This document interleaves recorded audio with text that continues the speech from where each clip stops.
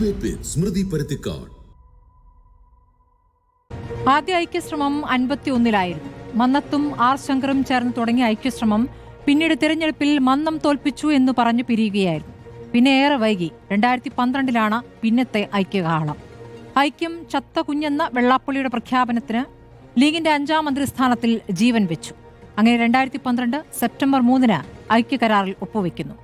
സഖ്യത്തിന് ഹിന്ദു മഹാസഖ്യം എന്ന പേരുമായി. കണിച്ചുകുളങ്ങരയിലേക്ക് പോയിട്ടാണ് സുകുമാരൻ നായർ ആ ഐക്യരേഖയിൽ ഒപ്പുചാർത്തിയത്.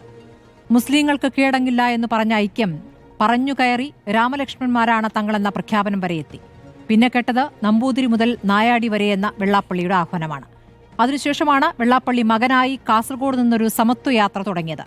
യാത്ര ശംഖുമുഖം കടപ്പുറത്തെത്തിയപ്പോൾ സമത്വയാത്ര വർഗീയ യാത്രയാണെന്ന് തെളിഞ്ഞു.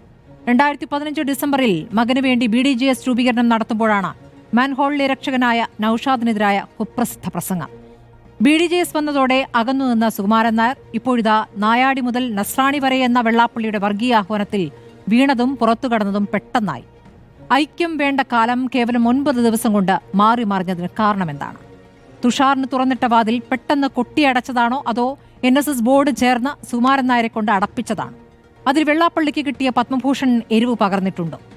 ഐക്യം പൊളിയുമ്പോൾ പൊളിയുന്നത് ആരുടെയൊക്കെ അജണ്ടയാണ്? ഐക്യത്തിന് വിയർപ്പൊഴുക്കിയ VN വാസവനും കലക്കവെള്ളത്തിൽ നേട്ടമുറപ്പിച്ച BJPക്കും പിന്മാറ്റം തിരിച്ചടിയായിട്ടുണ്ടോ? ഐക്യം അടഞ്ഞോ എന്നതാണ് ചോദ്യം.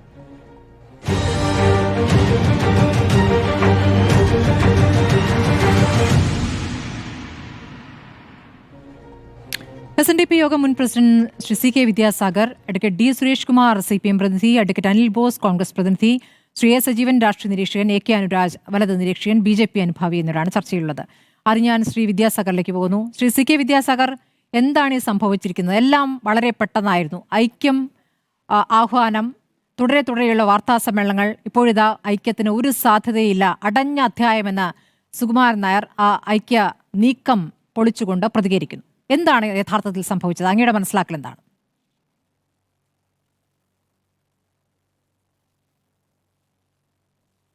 എന്തൊക്കെയാ സംഭവിക്കുന്നതെന്ന് ഉരുത്തിരിഞ്ഞു വരുന്നേ ഉള്ളൂ എന്ന് തോന്നുന്നു, അതിൻ്റെ പിറകിലുള്ള അജണ്ടകൾ എന്തൊക്കെയാണെന്നുള്ളത്.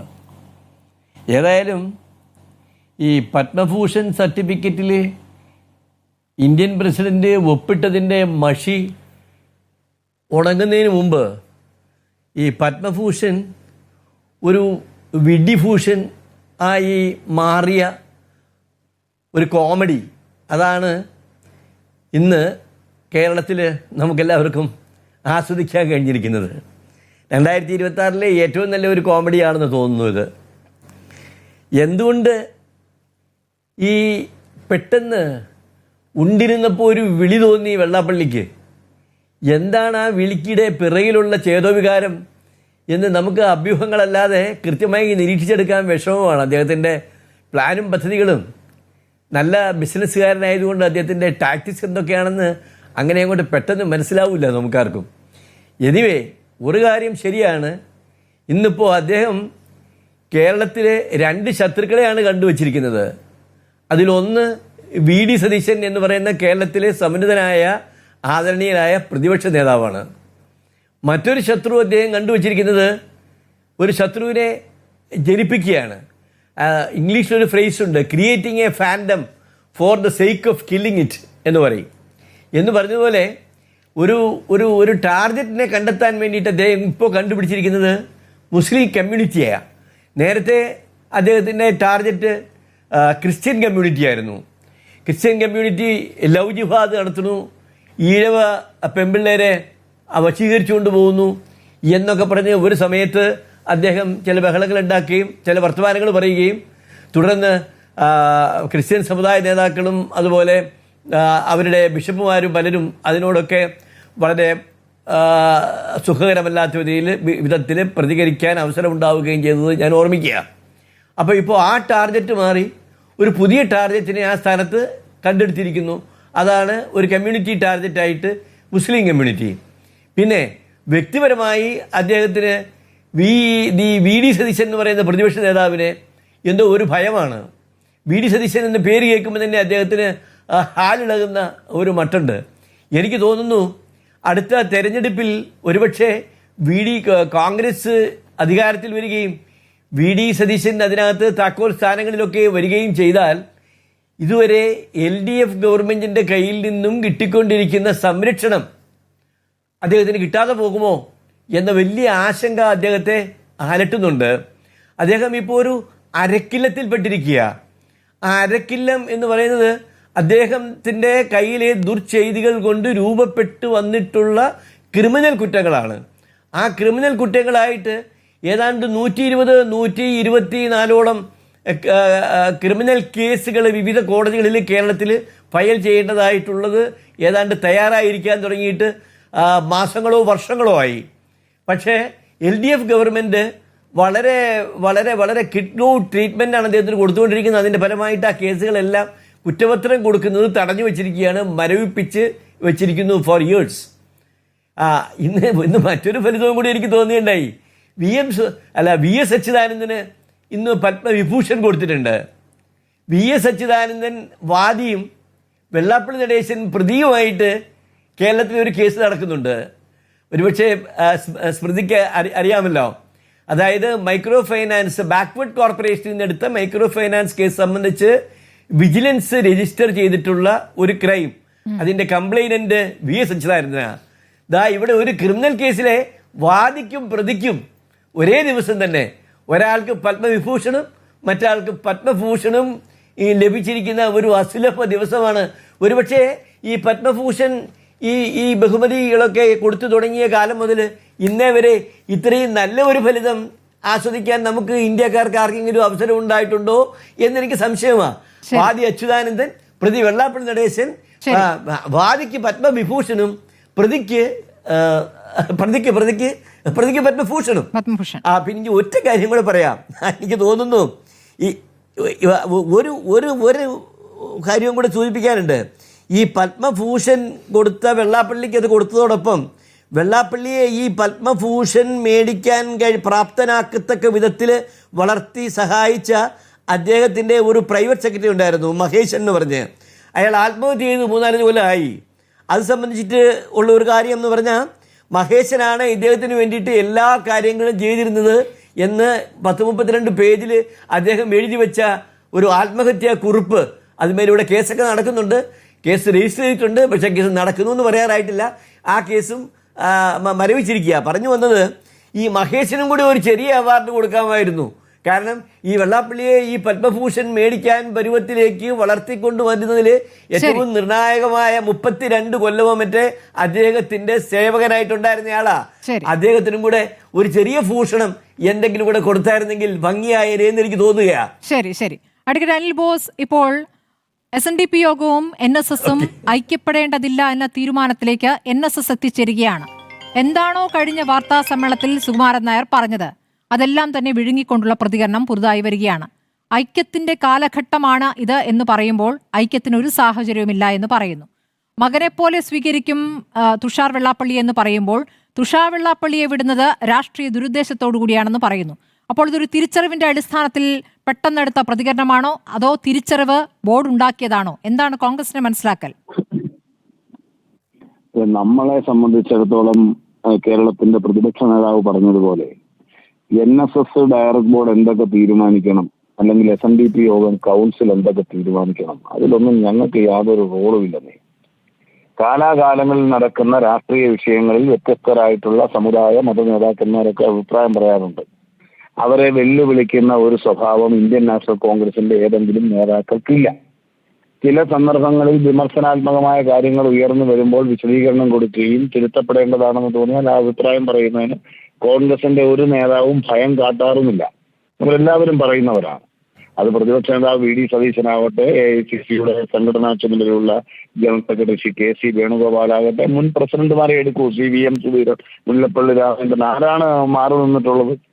ഒരാളും മാറി നിൽക്കില്ല. പൊതുവായി പറയേണ്ട വിഷയങ്ങളിൽ ഇവരെല്ലാവരും തന്നെ അഭിപ്രായം പറയുന്നവരാണ്. അപ്പൊ അതുകൊണ്ട് NSS എന്ത് ചെയ്യണം, SNDP എന്ത് ചെയ്യണം, അതൊക്കെ അവർക്ക് വിവേചനാധികാരമുണ്ട്. പലപ്പോഴും ധാരണകളും തെറ്റിദ്ധാരണകളും ഉണ്ടാവും. മുൻകൂട്ടി ഉണ്ടാകുന്ന ധാരണകളുടെ അടിസ്ഥാനത്തിൽ ചില പ്രതികരണങ്ങൾ നടത്തും. ഇവിടെ SNDP യോഗത്തിന്റെ ജനറൽ സെക്രട്ടറി ആയിട്ടുള്ള ശ്രീ വെള്ളാപ്പള്ളി നടേശൻ കൂടുതൽ വിമർശിക്കപ്പെടുന്നതിന്റെ കാരണം അദ്ദേഹം ധാരണകൾ മുൻകൂട്ടി അങ്ങ് നിശ്ചയിച്ച് പല കാര്യങ്ങളിലും അഭിപ്രായം പറയേണ്ടാത്ത ചിലതും കൂടി അദ്ദേഹത്തിന്റെ നാവിൽ നിന്ന് മുഖ്യമന്ത്രിയുടെ ഭാഷയിൽ പറഞ്ഞാൽ സരസ്വതി കടാക്ഷത്തിന്റെ അടിസ്ഥാനത്തിൽ ചിലത് വരുന്നു, വിനയായി വരുന്നു എന്നുള്ളതാണ് അദ്ദേഹത്തെ വിമർശിക്കുന്നതിന് കാരണം. SNDP യോഗത്തെ വിമർശിക്കുകയല്ല.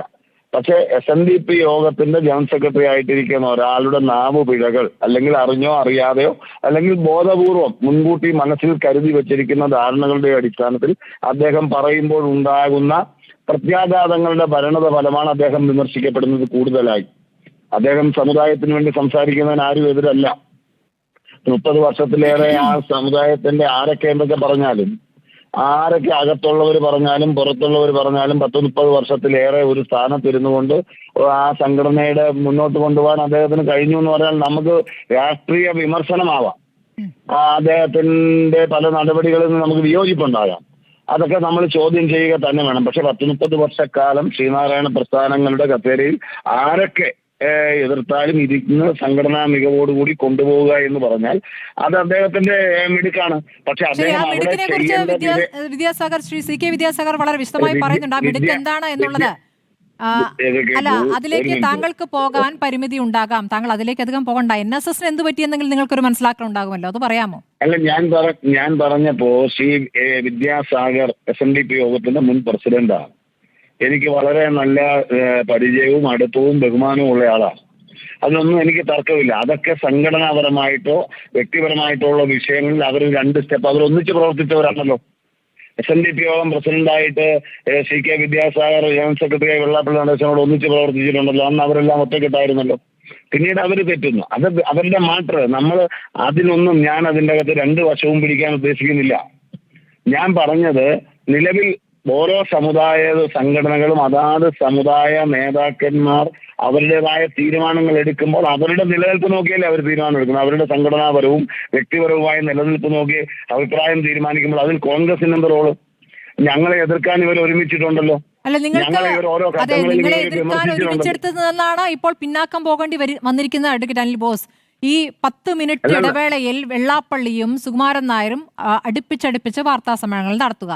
ഈ വാർത്താ സമ്മേളനത്തിൽ പൊതുവായി പറയുന്നത് രണ്ടുപേരും പ്രതിപക്ഷ നേതാവിനെതിരെയാണ്. VD സതീശനെതിരെ പറഞ്ഞുകൊണ്ട് വെള്ളാപ്പള്ളി നിർത്തുമ്പോൾ VD സതീശനെ പറഞ്ഞുകൊണ്ട് സുകുമാരൻ നായർ തുടങ്ങുന്നു. ഇതാണല്ലോ നമ്മൾ കണ്ടത്, 2 തവണയായി കണ്ടത്. പിന്നെ അതിൽ നിന്നും ഇപ്പോൾ ഇതാ സുകുമാരൻ നായർ പിന്നാക്കം പോയിരിക്കുന്നു. ഞാൻ ഇതിലില്ല, ഈ കളിക്ക് ഞാനില്ല എന്ന് പറയുന്നതിന് പിന്നിൽ എന്താണ് കോൺഗ്രസ് മനസ്സിലാക്കുന്നത്? അല്ല, പ്രതിപക്ഷ നേതാവ് VD സതീശന്റെ സ്ഥാനത്ത് നിന്ന് അദ്ദേഹം മാറി വേറൊരാളാ കസേരയിരുന്നാൽ മറ്റൊരു തലത്തിൽ വിമർശിക്കപ്പെടും. അത് സ്ഥാനത്തിരിക്കുന്നതിന്റെ പ്രശ്നമാണ്. പ്രതിപക്ഷ നേതാവ് സ്ഥാനത്തിരുന്നു കൊണ്ട് UDFനെ നയിക്കുന്ന ഒരാൾ ചില നേതാക്കന്മാരുടെയോ സമുദായ സംഘടനകളുടെ താല്പര്യത്തിന് വശംവദരായി അവർ പറയുന്നതിനെല്ലാം തല കുലുക്കണമെന്ന് പറഞ്ഞാൽ ഒരാൾക്കും കുലുക്കാൻ കഴിയില്ല.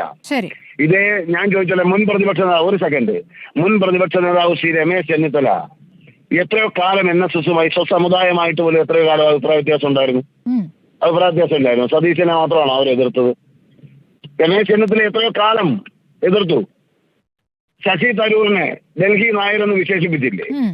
അപ്പൊ ഇത് കോൺഗ്രസിൽ ഏതെങ്കിലും ഒരു നേതാവിനെതിരെയല്ല, ഓരോ ഇഷ്യൂ ബേസ്ഡ് ആയിട്ട് അതാത് സമയങ്ങളിൽ അവർക്ക് തോന്നുന്ന വിഷയങ്ങളിൽ അവരുടെ നിലപാടുകളുമായി പൊരുത്തപ്പെടുന്നില്ല, അല്ലെങ്കിൽ അവരുടെ താല്പര്യങ്ങൾക്ക് അനുസൃതമായി പല നേതാക്കളും പ്രതികരിക്കണമെന്ന് ആഗ്രഹിക്കുമ്പോൾ അതിന് വശംവദരാകാത്ത ആളുകളെ വിമർശിക്കപ്പെടുമെന്നേ.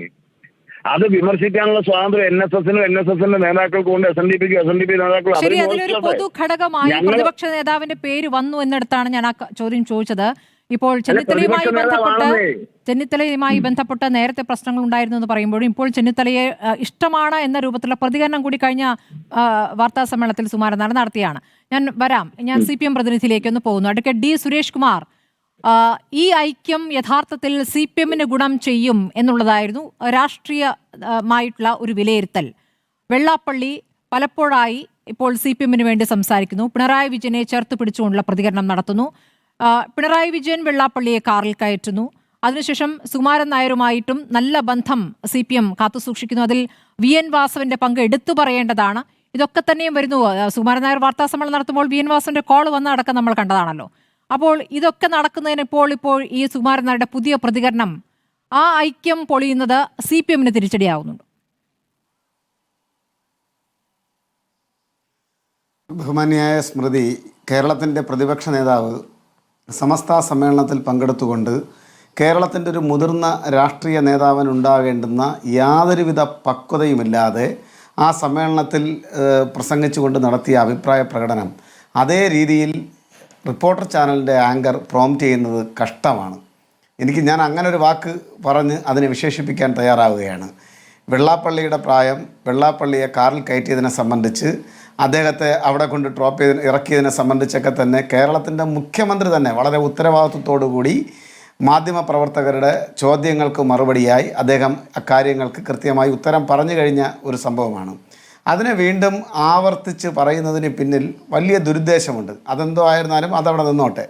ഇവിടെ NSS-നും SNDP-ക്കും, ശ്രീനാരായണ ധർമ്മപരിപാലന സംഘത്തിനും നായർ സർവീസ് സൊസൈറ്റിക്കുമൊക്കെ അവരുടെ കമ്മിറ്റികൾ കൂടി യോജിപ്പുകളിൽ ചില കാര്യങ്ങളിലെത്താനും വിയോജിപ്പുകളിലെത്താനും അല്ലെങ്കിൽ ചില കാര്യങ്ങളിൽ ഐക്യത്തോടുകൂടി കമ്മിറ്റി കൂടി തീരുമാനമെടുക്കാനും ഐക്യത്തോടുകൂടി ചില കാര്യങ്ങളെ സംബന്ധിച്ച് തീരുമാനം തള്ളിക്കളയാനുമൊക്കെയുള്ള പൂർണ്ണ അധികാരവും അവകാശവുമുണ്ട്.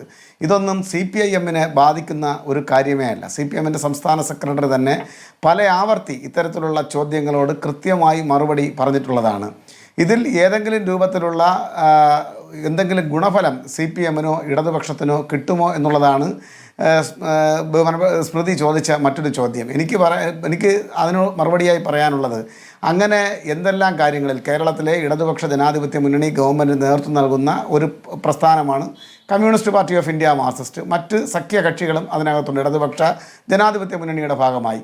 അവർക്ക് ഏതെങ്കിലും രൂപത്തിലുള്ള രാഷ്ട്രീയമായ ഗുണം ലഭിക്കുന്ന തീരുമാനം ആര് കൈക്കൊണ്ടാലും അവർ നേതൃത്വം നൽകുന്ന ഗവൺമെൻറ്റിന് നൽകുന്ന അംഗീകാരമായിട്ടാണ് ഞങ്ങളതിനെ കണക്കാക്കുന്നത്. അതല്ലാതെ ഏതെങ്കിലും രൂപത്തിലുള്ള തെറ്റായ പ്രവണതയെ പരിപോഷിപ്പിക്കുന്നത് കൊണ്ടോ അതിന് പിന്തുണ നൽകുന്നത് കൊണ്ടോ ആർക്കെങ്കിലും വ്യക്തിപരമായി ഏതെങ്കിലും രൂപത്തിലുള്ള സഹായം ചെയ്യുന്നത് കൊണ്ടോ ഇവിടെ അത്തരത്തിലുള്ള ചില പരാമർശങ്ങൾ ഉയർന്നു വന്നതുകൊണ്ടാണ്.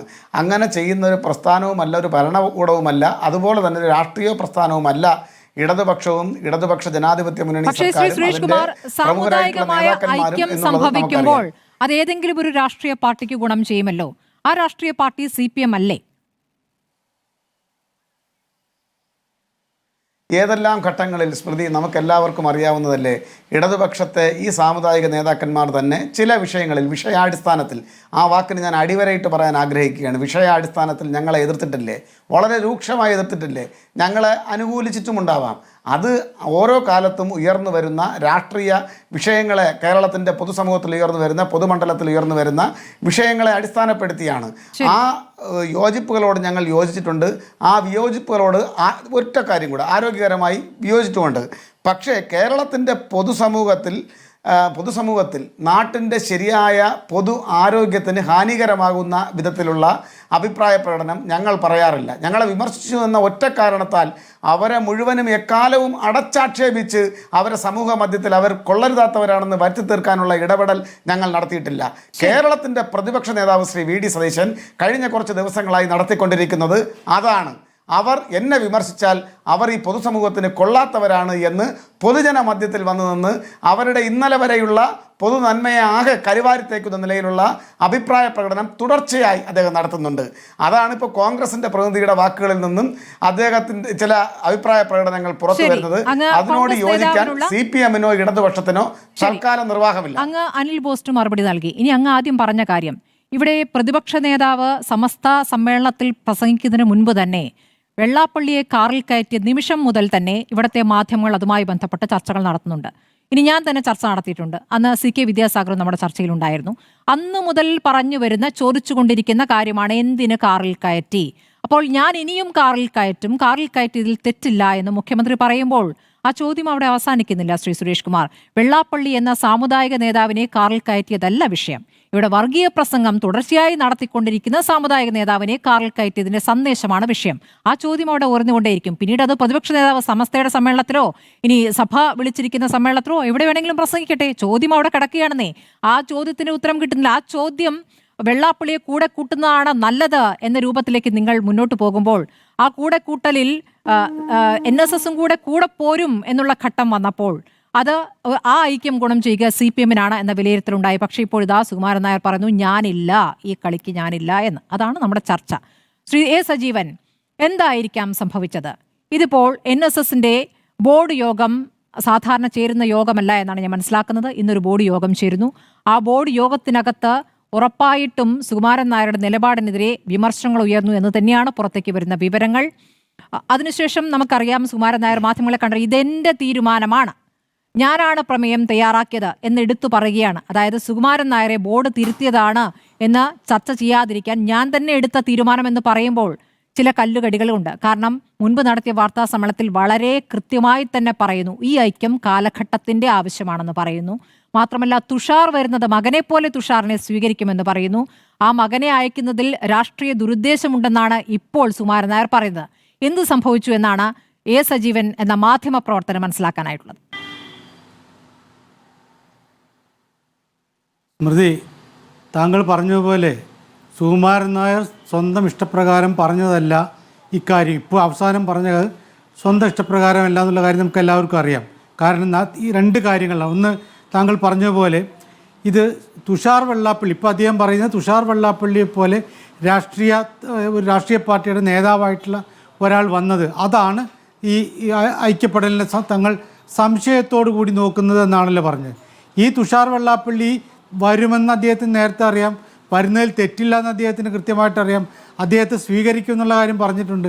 അപ്പോൾ തുഷാർ വെള്ളാപ്പള്ളി അല്ല പ്രശ്നം.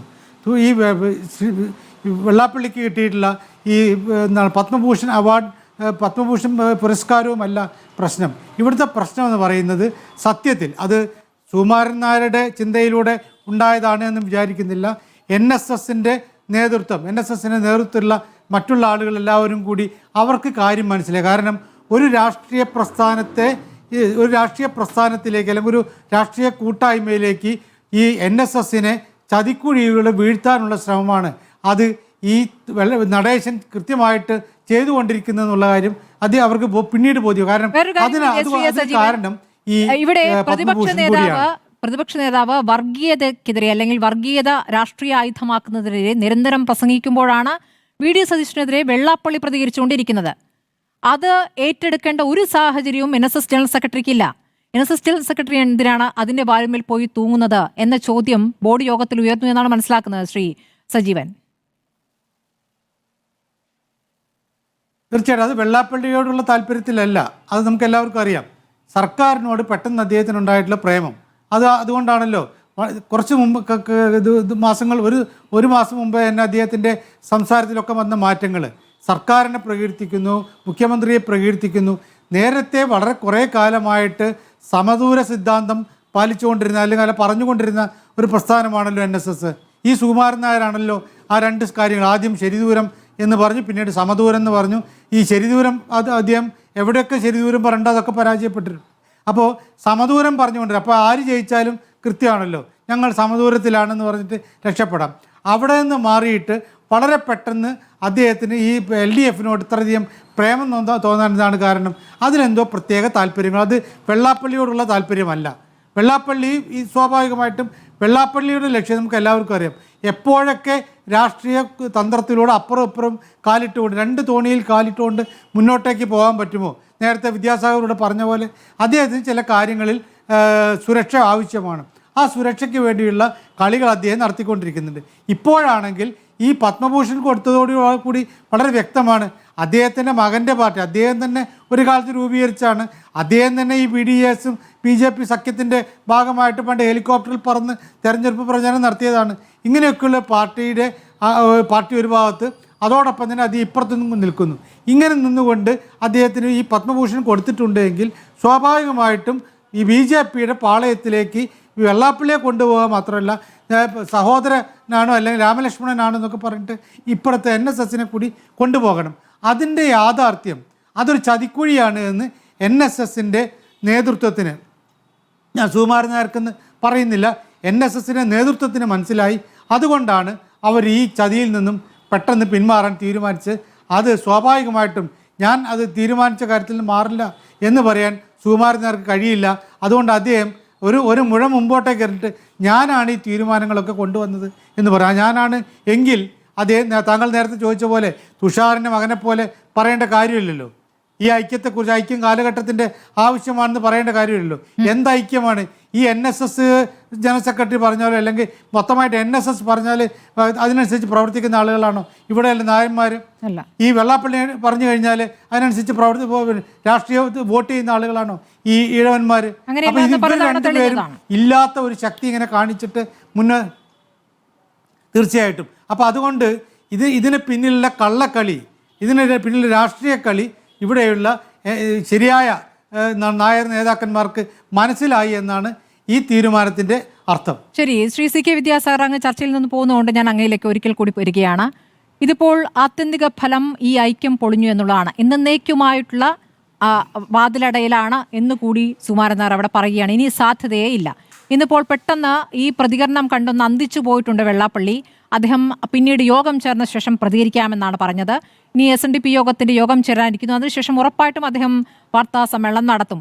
അപ്പോൾ ഈ രാമലക്ഷ്മണന്മാർ ഇനി എങ്ങനെയാണോ നേരത്തെ ചത്ത കുതിര എന്നൊക്കെ വിശേഷിപ്പിച്ചതുപോലെ ഈ അകൽച്ചയെ ഏതു രൂപത്തിൽ വെള്ളാപ്പള്ളി വിശേഷിപ്പിക്കുമെന്നാണ് നമ്മൾ പ്രതീക്ഷിക്കേണ്ടത്. എതിരാളികളോട് എങ്ങനെയൊക്കെയാണ് വെള്ളാപ്പള്ളി പ്രതികരിക്കുന്നതെന്ന് നമ്മൾ കണ്ടിട്ടുള്ളതാണ്. അപ്പോൾ ഇനി സുകുമാരൻ നായരെ ശത്രുപക്ഷത്ത് നിർത്തിക്കൊണ്ടുള്ള ഒരു പ്രതികരണം വെള്ളാപ്പള്ളിയിൽ നിന്ന് പ്രതീക്ഷിക്കണം.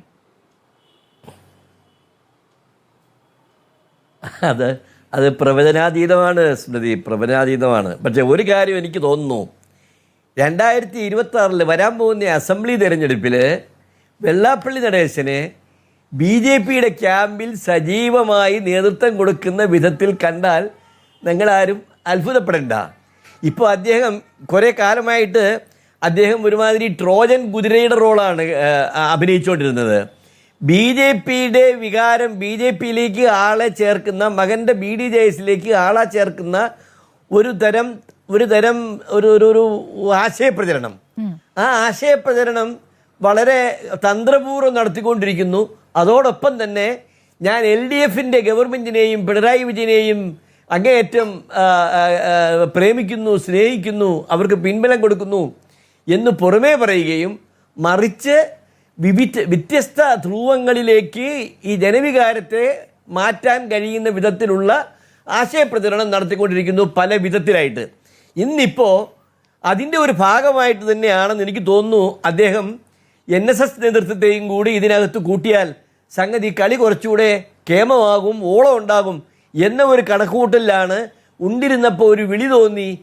ഈ നായർ ഈഴവ ഐക്യം നസ്രാണി മുതൽ ഈ നമ്പൂരി മുതൽ നസ്രാണി വരെയുള്ള ഒരു ഐഡിയയുമായിട്ട് ഇറങ്ങിത്തിരിച്ചത് എന്നെനിക്ക് തോന്നുന്നുണ്ട്.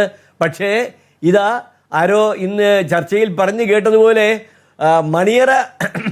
മണിയറയിൽ പ്രവേശിക്കുന്നതിന് മുമ്പേ, നിക്കാഹ് കഴിഞ്ഞ് മണിയറയിൽ പ്രവേശിക്കുന്നതിന് മുമ്പേ തലാക്ക് ചെല്ലുന്ന അവസ്ഥയിലേക്ക് കാര്യങ്ങൾ എത്തിയിരിക്കുന്നു. ഏതായാലും എനിക്ക് NSS ഡയറക്ടർ ബോർഡിലെ നല്ല കാര്യവിവരമുള്ള ആളുകൾ അവിടെ ഉണ്ടെന്ന് ഞാൻ മനസ്സിലാക്കുന്നു. അവിടെ നടന്ന ചർച്ചയുടെ ഫലമായിട്ടാണ് ഈ തലാക്ക് എന്ന് എനിക്ക് തോന്നുകയാണ്. ഈ മുത്തലാക്ക് എന്ന് പറയുന്ന ഒരു സാധനം സുപ്രീം കോടതി നിരോധിച്ചതാണ്. പക്ഷേ ഏതായാലും ഇന്ന് മുത്തലാക്ക് ചൊല്ലിയ അവസ്ഥയിൽ നടേശൻ മിണ്ടാതിരിക്കുന്നു.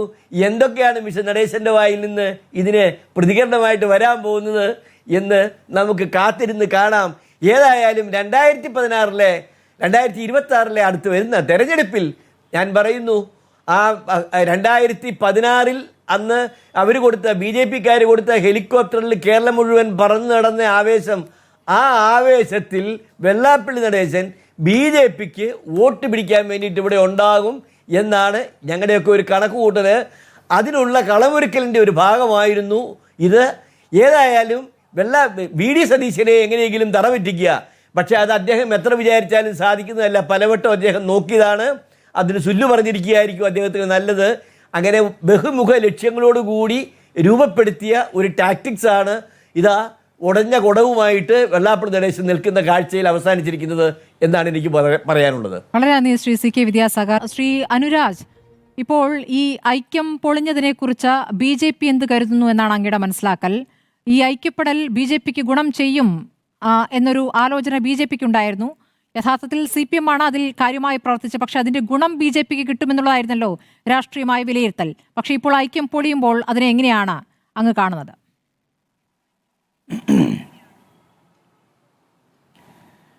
ഇല്ല, ഈ വിഷയത്തിൽ ബി ജെ പിക്കുള്ള താല്പര്യം എന്ന് പറയുന്നത് ഇപ്പോൾ തന്നെ സ്മൃതി തന്നെ പറഞ്ഞു, CPM-നും താല്പര്യമുണ്ടെന്ന് പറഞ്ഞു, UDF-നും താല്പര്യമുണ്ട് എന്ന് പ്രതിപക്ഷ നേതാവിൻ്റെ പ്രസ്താവന നമുക്ക് വ്യക്തമാണ്. അതുകൊണ്ടാണ് രാഷ്ട്രീയ നേതാക്കന്മാരോ അല്ലെങ്കിൽ രാഷ്ട്രീയ പാർട്ടിയുടെ പ്രതിനിധികളോ ഒക്കെ ഈ വിഷയത്തെ അതത് സമുദായ സംഘടനാ നേതാക്കന്മാർ തീരുമാനിക്കട്ടെ എന്ന് പറയുന്നത്. പക്ഷേ ഇത് നമ്മൾ മനസ്സിലാക്കേണ്ടുന്ന ഒരു കാര്യം, നമ്മൾ ഇപ്പോൾ കേരളം സംസ്ഥാനമായി രൂപീകരിച്ചിട്ട് ജനാധിപത്യ സർക്കാരുകൾ ഉണ്ടാകാൻ തുടങ്ങി 1956 തുടങ്ങിയിട്ട് ഇപ്പോഴും രാഷ്ട്രീയ പാർട്ടികൾ ഈ രീതിയിൽ സാമുദായിക സംഘടനകളുടെ നിലപാടിന് പിറകെ പോകേണ്ടി വരുന്നു എന്ന് പറയുമ്പോൾ രാഷ്ട്രീയ പാർട്ടികൾ അവയുടെ അടിത്തറ കെട്ടിപ്പടുക്കുന്നതിൽ എത്രത്തോളം വിജയിച്ചിട്ടുണ്ട് എന്ന് നമ്മൾ ചിന്തിക്കേണ്ടതാണ് എന്നാണ് എനിക്ക് ആദ്യമായി പറയാനുള്ളത്. രണ്ടാമതായിട്ട് ഇപ്പോൾ നമ്മളിപ്പോൾ ഈ NSS-ഉം SNDP-യും തമ്മിൽ യോജിക്കുമോ ഇല്ലയോ എന്നൊക്കെയുള്ള ചർച്ച നടത്തുന്നത് നമ്മൾ ഓർക്കേണ്ടുന്ന കാര്യം, ഇത് ഒരു മതത്തിലെ ഹിന്ദു മതത്തിലെ 2 സംഘടനകളുടെ മാത്രം പ്രശ്നമായിട്ട് നമുക്ക് കാണാൻ കഴിയില്ല. എല്ലാ മതങ്ങളിലും ഇപ്പോൾ നമ്മളിപ്പോൾ ക്രിസ്തു മതത്തിലെടുത്താൽ കത്തോലിക്കരുണ്ട്, യാക്കോബായ വിഭാഗക്കാരുണ്ട്, മാർത്തോമാക്കാരുണ്ട്, ഓർത്തഡോക്സുകാരുണ്ട്, ഇങ്ങനെയുള്ള വിവിധ സഭകളുണ്ട്, പെന്തക്കോസ്ത് വിഭാഗത്തിൽപ്പെട്ടവരുണ്ട്. അവരെല്ലാം വിവിധ രീതിയിലും വിവിധ രാഷ്ട്രീയ തീരുമാനങ്ങൾ എടുത്തിട്ടാണ് അവരും പോകുന്നത്. മുസ്ലിം സംഘടനകളുടെ കൂട്ടത്തിലെടുത്താൽ നമുക്ക് സുന്നി വിഭാഗത്തിൽ തന്നെ 2 വിഭാഗമുണ്ട്, മുജാഹിദിൽ 3 വിഭാഗം മറ്റുണ്ടെന്ന് പറയുന്നു, ജമാഅത്തെ ഇസ്ലാമി എന്ന് പറഞ്ഞ് വേറൊരു വിഭാഗമുണ്ട്. അങ്ങനെ അവർക്കിടയിലൊക്കെയുള്ള തർക്കങ്ങളോ വിയോജിപ്പുകളോ ഉണ്ട്. അതുകൊണ്ടാണല്ലോ ഇത്തരം സംഘടനകൾ ഉണ്ടാകുന്നതും അതൊക്കെ പിളരുകയൊക്കെ ചെയ്യുന്നതും അവയൊക്കെ ഓരോ രാഷ്ട്രീയ പാർട്ടികളെ പിന്തുണയ്ക്കുകയൊക്കെ ചെയ്യുന്നത്. അതിന് സമാനമായ ഒരു സാഹചര്യം തന്നെയാണ് NSS-ൻ്റെയും SNDP-യുടെയും കാര്യത്തിലും ഉള്ളത്. പിന്നെ നമ്മൾ ഇന്നിപ്പോൾ ചർച്ചയിൽ പറഞ്ഞു, അതായത് സുകുമാരൻ നായർ കഴിഞ്ഞ ദിവസം എടുത്ത നിലപാടിൽ നിന്ന് മാറി ഇന്നിപ്പോൾ ഡയറക്ടർ ബോർഡ് കൂടിയപ്പോൾ എന്ന് വെച്ചാൽ നമ്മൾ മനസ്സിലാക്കേണ്ടത് NSS-ന് ഒരു നിയതമായ ഒരു ഘടനയുള്ള ഒരു സംഘടനയാണ്. അതിന് ആ രീതിയിലേ മുന്നോട്ട് പോകാൻ പറ്റുള്ളൂ എന്നുള്ളതാണ്. വെള്ളാപ്പള്ളി നടേശൻ അവരോട് പ്രതികരിച്ചില്ല. സ്വാഭാവികമായിട്ടും നമുക്ക് വിചാരിക്കാൻ കഴിയുന്ന ഒരു കാര്യം, 30 വർഷമായിട്ട് ജനറൽ സെക്രട്ടറി സ്ഥാനത്ത് SNDP യോഗത്തിൻ്റെ ജനറൽ സെക്രട്ടറി സ്ഥാനത്ത് തുടരുന്ന അദ്ദേഹം പ്രതികരിക്കാതിരുന്ന് ചിലപ്പോൾ സംഘടനയിൽ ആലോചിച്ചിട്ട് ചെയ്യാം എന്ന് വിചാരിച്ചിട്ടായിരിക്കും. അപ്പോൾ നമ്മളിങ്ങനെ പുറത്ത് കാണുന്ന കാര്യങ്ങളല്ല, ഇതിൻ്റെ അകത്ത് നമുക്കറിയാം മത സാമുദായിക സംഘടനകളും രാഷ്ട്രീയ പാർട്ടികളും തമ്മിൽ കേരളത്തിൽ പലതരത്തിലുള്ള കൊടുക്കൽ വാങ്ങലുകൾ നടക്കുന്നുണ്ട്. അത് അന്തർധാരയിൽ പ്രവർത്തിക്കുമ്പോൾ നമ്മൾ പുറത്ത് കാണുന്ന കാര്യങ്ങളെ മാത്രം വെച്ചിട്ട് നമുക്ക് ഈ സാഹചര്യത്തെ വിലയിരുത്താൻ പറ്റില്ല. അപ്പോൾ അതുകൊണ്ട് എനിക്ക് തോന്നുന്നത് ഈ ചർച്ചയുടെ ആദ്യഘട്ടത്തിൽ ശ്രീ വിദ്യാസാഗറാണെന്നും അദ്ദേഹം പറഞ്ഞു ഈ വിഷയത്തെക്കുറിച്ച് നമുക്ക് കൃത്യമായിട്ട് പറയാൻ ആയിട്ടില്ല എന്ന് പറഞ്ഞു. ആ രീതിയിൽ ഈ വിഷയം അത്രത്തോളം അങ്ങോട്ട് പുരോഗമിച്ചിട്ടുണ്ടോ എന്ന് മനസ്സിലാക്കാൻ എന്ന് വിലയിരുത്താൻ എനിക്ക് ഇപ്പൊ സാധിക്കുന്നില്ല. എന്ന് മാത്രമല്ല മറ്റൊരു കാര്യം എന്ന് പറഞ്ഞാൽ ഈ ഘട്ടത്തിൽ ഇത് പിന്നോട്ട് നീങ്ങിയെന്നുള്ളതേ തന്നെയാണ് ശ്രീ അനുരാജ്. ഐക്യത്തിന്റെ കാലഘട്ടം എന്ന് പറഞ്ഞ ശേഷം ദിവസങ്ങൾക്കപ്പുറം ഐക്യത്തിനില്ല എന്ന് പറയുന്നു. 9 ദിവസത്തെ ഇടവേളയെ ഉണ്ടായിട്ടുള്ളൂ പ്രഖ്യാപനത്തിന് ശേഷം. ഞാനത് സമ്മതിക്കുന്നു. എന്ന് മാത്രമല്ല 9 ദിവസം കൊണ്ട് കുറേയധികം ഡെവലപ്മെന്റ്സ് ഉണ്ടായിട്ടുണ്ട്. 2 ഭാഗത്തുനിന്നും അനുകൂലമായ സമീപനം ഉണ്ടായിട്ടുണ്ട്, പലതരത്തിലുള്ള പ്രതികരണങ്ങൾ ഉണ്ടായിട്ടുണ്ട്, രാഷ്ട്രീയ പാർട്ടികൾ പ്രതികരിച്ചിട്ടുണ്ട്. അതോടൊപ്പം സ്മൃതി നേരത്തെ ചൂണ്ടിക്കാണിച്ചതുപോലെ ഇത് ആദ്യമായിട്ടല്ല ഈ രീതിയിൽ SNDP-യും NSS-ഉം യോജിക്കാൻ ശ്രമിക്കുന്നത്. മുമ്പെയൊക്കെ ശ്രമിച്ചിട്ടുണ്ട്, അതൊന്നും വിജയിച്ചിട്ടുമില്ല. പക്ഷേ എങ്കിൽ കൂടി ആ ദിശയിലേക്കുള്ള പ്രവർത്തനം അവർ തുടരുന്നു എന്നുകൂടി നമ്മൾ കാണണം. 2 പ്രബല സംഘടനകളാണ് NSS-ഉം SNDP-യും. അപ്പോൾ അവ യോജിക്കണമോ വേണ്ടയോ എന്ന് ആദ്യം തീരുമാനിക്കേണ്ടത് ആ സംഘടനകളാണ്. കാരണം 2 സമുദായ സംഘടനകളും ഹിന്ദു മതത്തിൻ്റെ ഭാഗമായിട്ട് നിൽക്കുന്ന 2 പ്രമുഖ സംഘടനകളാണ്. അപ്പോൾ അവ യോജിച്ചു പോകണമോ പോകേണ്ടയോ എന്നത് പ്രാഥമികമായിട്ട് അവയുടെ വിഷയമാണ്. ആ 2 സംഘടനകൾക്കാണ് ഇതിൽ ഏറ്റവും പ്രധാനമായിട്ടുള്ള പങ്കുള്ളത്. പക്ഷേ അവർ ഐക്യപ്പെടുന്നത് കൊണ്ട് ആർക്കാണ് ഗുണം എന്നുള്ള രാഷ്ട്രീയ ചോദ്യമുണ്ടല്ലോ. ഐക്യപ്പെടുമ്പോൾ എവിടെയാണ് ഗുണം വരുന്നത്? ഈ ഐക്യപ്പെടൽ എവിടെയാണ് വരുന്നത്? ന്യൂനപക്ഷ പ്രീണനം നടത്തുന്നു എന്ന് ഒരു വശത്ത് വെള്ളാപ്പള്ളി പറയുന്നു. ന്യൂനപക്ഷ വിരുദ്ധമായ പ്രസ്താവനകൾ വെള്ളാപ്പള്ളി ആവർത്തിച്ച് നടത്തിക്കൊണ്ടിരിക്കുന്നു. ആ പ്രസ്താവനകളുമായി ബന്ധപ്പെട്ട് ഇവിടുത്തെ ഇടത് സർക്കാർ ഒന്നും പ്രതികരിക്കാതിരിക്കുന്നു. അതോടൊപ്പം BJP അതിൻ്റെ നേട്ടം ആഗ്രഹിച്ചുകൊണ്ടുള്ള ചില പ്രതികരണങ്ങൾ നടത്തുന്നു. അങ്ങീ പറഞ്ഞ പോലെ സമുദായ സംഘടനകൾ അവരുടെ വഴിക്ക് പോകട്ടെ എന്നല്ലല്ലോ നേതാക്കൾ ചിന്തിക്കുന്നത്. ഇന്നലെയല്ലേ ശ്രീധരൻപിള്ള അവിടെ ഒന്ന് പോയി ഇറങ്ങി വന്നത് NSS ആസ്ഥാനത്ത്. അപ്പോൾ അതൊരു നേട്ടം പ്രതീക്ഷിച്ചു തന്നെയാണല്ലോ. പോകുന്നത് തെറ്റാണെന്നല്ല, എല്ലാ നേതാക്കളും പോകുന്നുണ്ട്. പക്ഷേ ഇന്നലെ ഒന്ന് പോയി വന്നിട്ടേ ഉള്ളൂന്നേ. അപ്പോഴേക്കും വരുന്നു ഈ ഐക്യത്തിന് ഞങ്ങളില്ല. BDJS പ്രതിനിധി വീട്ടിൽ NSS ആസ്ഥാനത്തേക്ക് വരണ്ട എന്നാണ് പറയുന്നത്. എന്തുകൊണ്ട് NDAയുടെ സഖ്യകക്ഷിയായ ഒരു നേതാവ് ഇങ്ങോട്ടേക്ക് വരുന്നത്, NS പെരുന്നയിലേക്ക് വരുന്നത് രാഷ്ട്രീയ ദുരുദ്ദേശത്തോടു കൂടിയാണെന്ന് വളരെ വ്യക്തമായി പറയുന്നു സുകുമാരൻ നായർ. അതായത് BJP-യുമായി ഒരു സഖ്യം ആഗ്രഹിക്കുന്നില്ല. അതാണ് അതിൻ്റെ മലയാളം.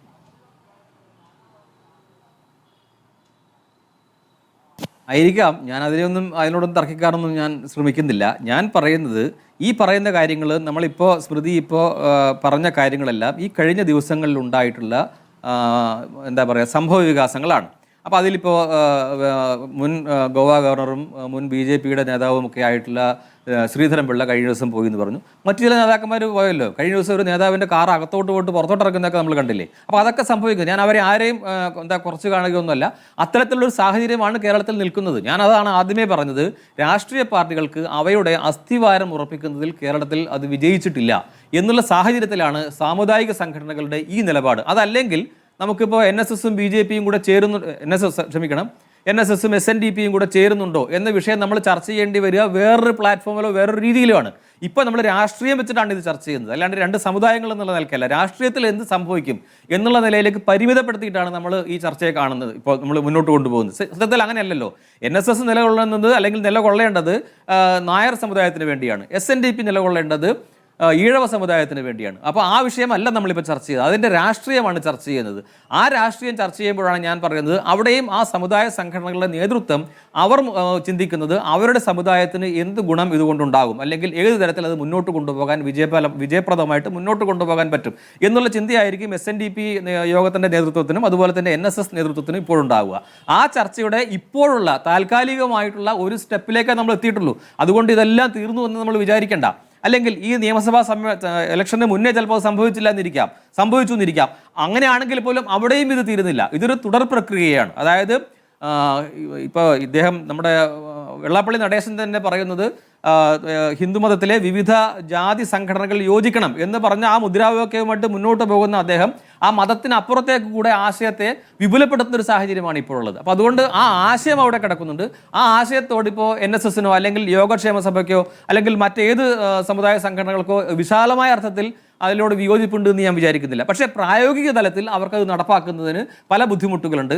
അതിനൊരു പരിധി വരെ പ്രതിബന്ധമായിട്ട് നിൽക്കുന്ന എനിക്ക് തോന്നുന്നു ചിലപ്പോൾ രാഷ്ട്രീയ പാർട്ടി നേതൃത്വങ്ങളുടെ നിലപാടാണ്. നമ്മളിപ്പോൾ ഇവിടെ തന്നെ ചർച്ച ചെയ്തു. അതായത് ഒരു ഭാഗത്ത് വെള്ളാപ്പള്ളി നടേശനെ പ്രീതിപ്പെടുത്താൻ വേണ്ടി ഇടതുപക്ഷം ശ്രമിക്കുന്നു, മറുഭാഗത്ത് BJP ശ്രമിക്കുന്നു എന്നൊക്കെ പറഞ്ഞു. അപ്പോൾ ആ രീതിയിലുള്ള ഇടപെടലുകൾ, നമ്മൾ മതം രാഷ്ട്രീയത്തിൽ ഇടപെടരുത് എന്ന് പറയുന്ന പോലെ തന്നെ രാഷ്ട്രീയം മതത്തിലേക്കും ഇടപെടുന്ന ഒരു സാഹചര്യം ഉണ്ടാകുന്നുണ്ടോ എന്ന് വിലയിരുത്താൻ കൂടി നമുക്കൊരു അക്കാദമിക താല്പര്യത്തിനെങ്കിലും വിലയിരുത്താൻ കൂടി പറ്റിയ ഒരു സാഹചര്യമാണ് ഇത് എന്നാണ് മനസ്സിലാക്കുന്നത്. അതിനപ്പുറത്തേക്ക് ഈ രണ്ട് പ്രബല സമുദായങ്ങൾ യോജിക്കുകയാണെങ്കിൽ അവയ്ക്ക് കേരളത്തിലെ ഇന്നത്തെ സാഹചര്യത്തിൽ രാഷ്ട്രീയ പാർട്ടികളോട് ആവശ്യങ്ങൾ മുന്നോട്ട് വെക്കാൻ സാധിക്കും എന്നുകൂടെ ഞാൻ വിചാരിക്കുകയാണ്, ആ സംഘടനകളുടെ കരുത്തുകൊണ്ട്. അപ്പോൾ അത്തരം ഒരു സാഹചര്യത്തിലേക്ക് പോകുന്നതിനെ ഭയപ്പെടുന്ന ഒരു സാഹചര്യം രാഷ്ട്രീയ പാർട്ടികളുടെ ഭാഗത്തു നിന്നുണ്ടോ? അതുകൊണ്ട് പാർട്ടികൾ തന്നെ സ്വയം ഈ നേതൃത്വങ്ങളെ അംഗീകരിക്കാൻ, അവയുടെ ഒരുമിച്ചുള്ള പോക്കിനെ ആശങ്കയോടുകൂടെ കാണുകയും ചെയ്യുന്ന സാഹചര്യമുണ്ടോ, അത് പുറത്തു പറയാതിരിക്കുന്നതാണോ എന്നുകൂടെ ചിന്തിക്കേണ്ടുന്ന, ചർച്ച ചെയ്യേണ്ടുന്ന ഒരു സാഹചര്യമാണ് ഉള്ളത് എന്ന് ഞാൻ വിചാരിക്കുകയാണ്. എന്തായാലും ഈ തെരഞ്ഞെടുപ്പ് രാഷ്ട്രീയത്തിലേക്ക് വല്ലാതെ സാമുദായിക സംഘടനകളെ വലിച്ചിഴക്കാൻ പാർട്ടികൾ, രാഷ്ട്രീയ പാർട്ടികൾ ശ്രമിക്കുന്നു എന്നുള്ളതാണ് എനിക്ക് തോന്നുന്നത് ഇപ്പോഴത്തെ സാഹചര്യം. ശരി, വെള്ളാപ്പള്ളി നടേശന്റെ ആവശ്യങ്ങൾക്ക് എന്തിന് NSS കുട പിടിക്കണമെന്ന ചോദ്യം NSS ബോർഡ് യോഗത്തിൽ ഉയർന്നു എന്നാണ് ഞാൻ മനസ്സിലാക്കുന്നത്. Advocate D. സുരേഷ് കുമാർ, ഇനി വെള്ളാപ്പള്ളി നടേശന്റെ പ്രതികരണമാണ് ഇനി വരാനിരിക്കുന്നത്. വെള്ളാപ്പള്ളി നടേശൻ പ്രതികരിക്കാനിരിക്കുന്നത് ഒരുപക്ഷെ സുകുമാരൻ നായർക്കെതിരെയാകാം. CPM ഇതിലെല്ലാം ഇനി മൗനം പാലിക്കും, അല്ലെങ്കിൽ ഈ വാദപ്രതിവാദങ്ങളിൽ നിന്ന് അല്ലെങ്കിൽ ഈ ചർച്ചകളിൽ നിന്ന് അകന്നു നിൽക്കും എന്നാണോ മനസ്സിലാക്കേണ്ടത്? CPM ഈ കാര്യങ്ങളിൽ CPMൻ്റെ നിലപാട് എന്താണെന്നുള്ളതിനെ സംബന്ധിച്ച് വളരെ വ്യക്തമായി CPMൻ്റെ സംസ്ഥാന സെക്രട്ടറി ഉൾപ്പെടെയുള്ള നേതാക്കന്മാർ വരും ദിവസങ്ങളിൽ കൃത്യമായി പ്രഖ്യാപിക്കും എന്നാണ് ഞാൻ കരുതുന്നത്. അതിനു മുമ്പ് ഒരു ചെറിയൊരു കാര്യം, ബഹുമാനപ്പെട്ട ആങ്കർ സ്മൃതി ഒരു വരി കേരളത്തിൻ്റെ പ്രതിപക്ഷ നേതാവിനെക്കുറിച്ച് സംസാരിക്കുമ്പോൾ ഒരു ഇൻട്രോ കുറച്ച് നേരത്തെ നൽകിയിരുന്നു. അതിങ്ങനെയാണ്: കേരളത്തിൻ്റെ പ്രതിപക്ഷ നേതാവ് ശ്രീ VD സതീശൻ വർഗീയത രാഷ്ട്രീയ ആയുധമാക്കുന്നതിനെതിരെ നിരന്തരം പ്രസംഗിക്കുന്നു. ഏതടിസ്ഥാനത്തിലാണ് ഇത്തരത്തിലുള്ള വെള്ളപൂശലുകളെന്ന് പ്രേക്ഷകർക്കും ഈ ചർച്ചയിൽ പങ്കെടുത്തുകൊണ്ടിരിക്കുന്ന ഇടതുപക്ഷ പ്രതിനിധി എന്നുള്ള നിലയിൽ എനിക്കും മനസ്സിലാകുന്നില്ല. അദ്ദേഹം ജമാഅത്തെ ഇസ്ലാമിക്കെതിരെ നേരത്തെ എടുത്ത നിലപാടും വർത്തമാനകാലത്തെ നിലപാടും എന്താണ് എന്നുള്ളതിനെ സംബന്ധിച്ച് കൃത്യമായൊരു പരിശോധന നടത്തുന്ന ഏതൊരാൾക്കും അദ്ദേഹത്തിൻ്റെ വർഗീയ നിലപാടുകളെ സംബന്ധിച്ച് വ്യക്തമായി മനസ്സിലാക്കാൻ വേണ്ടി സാധിക്കും.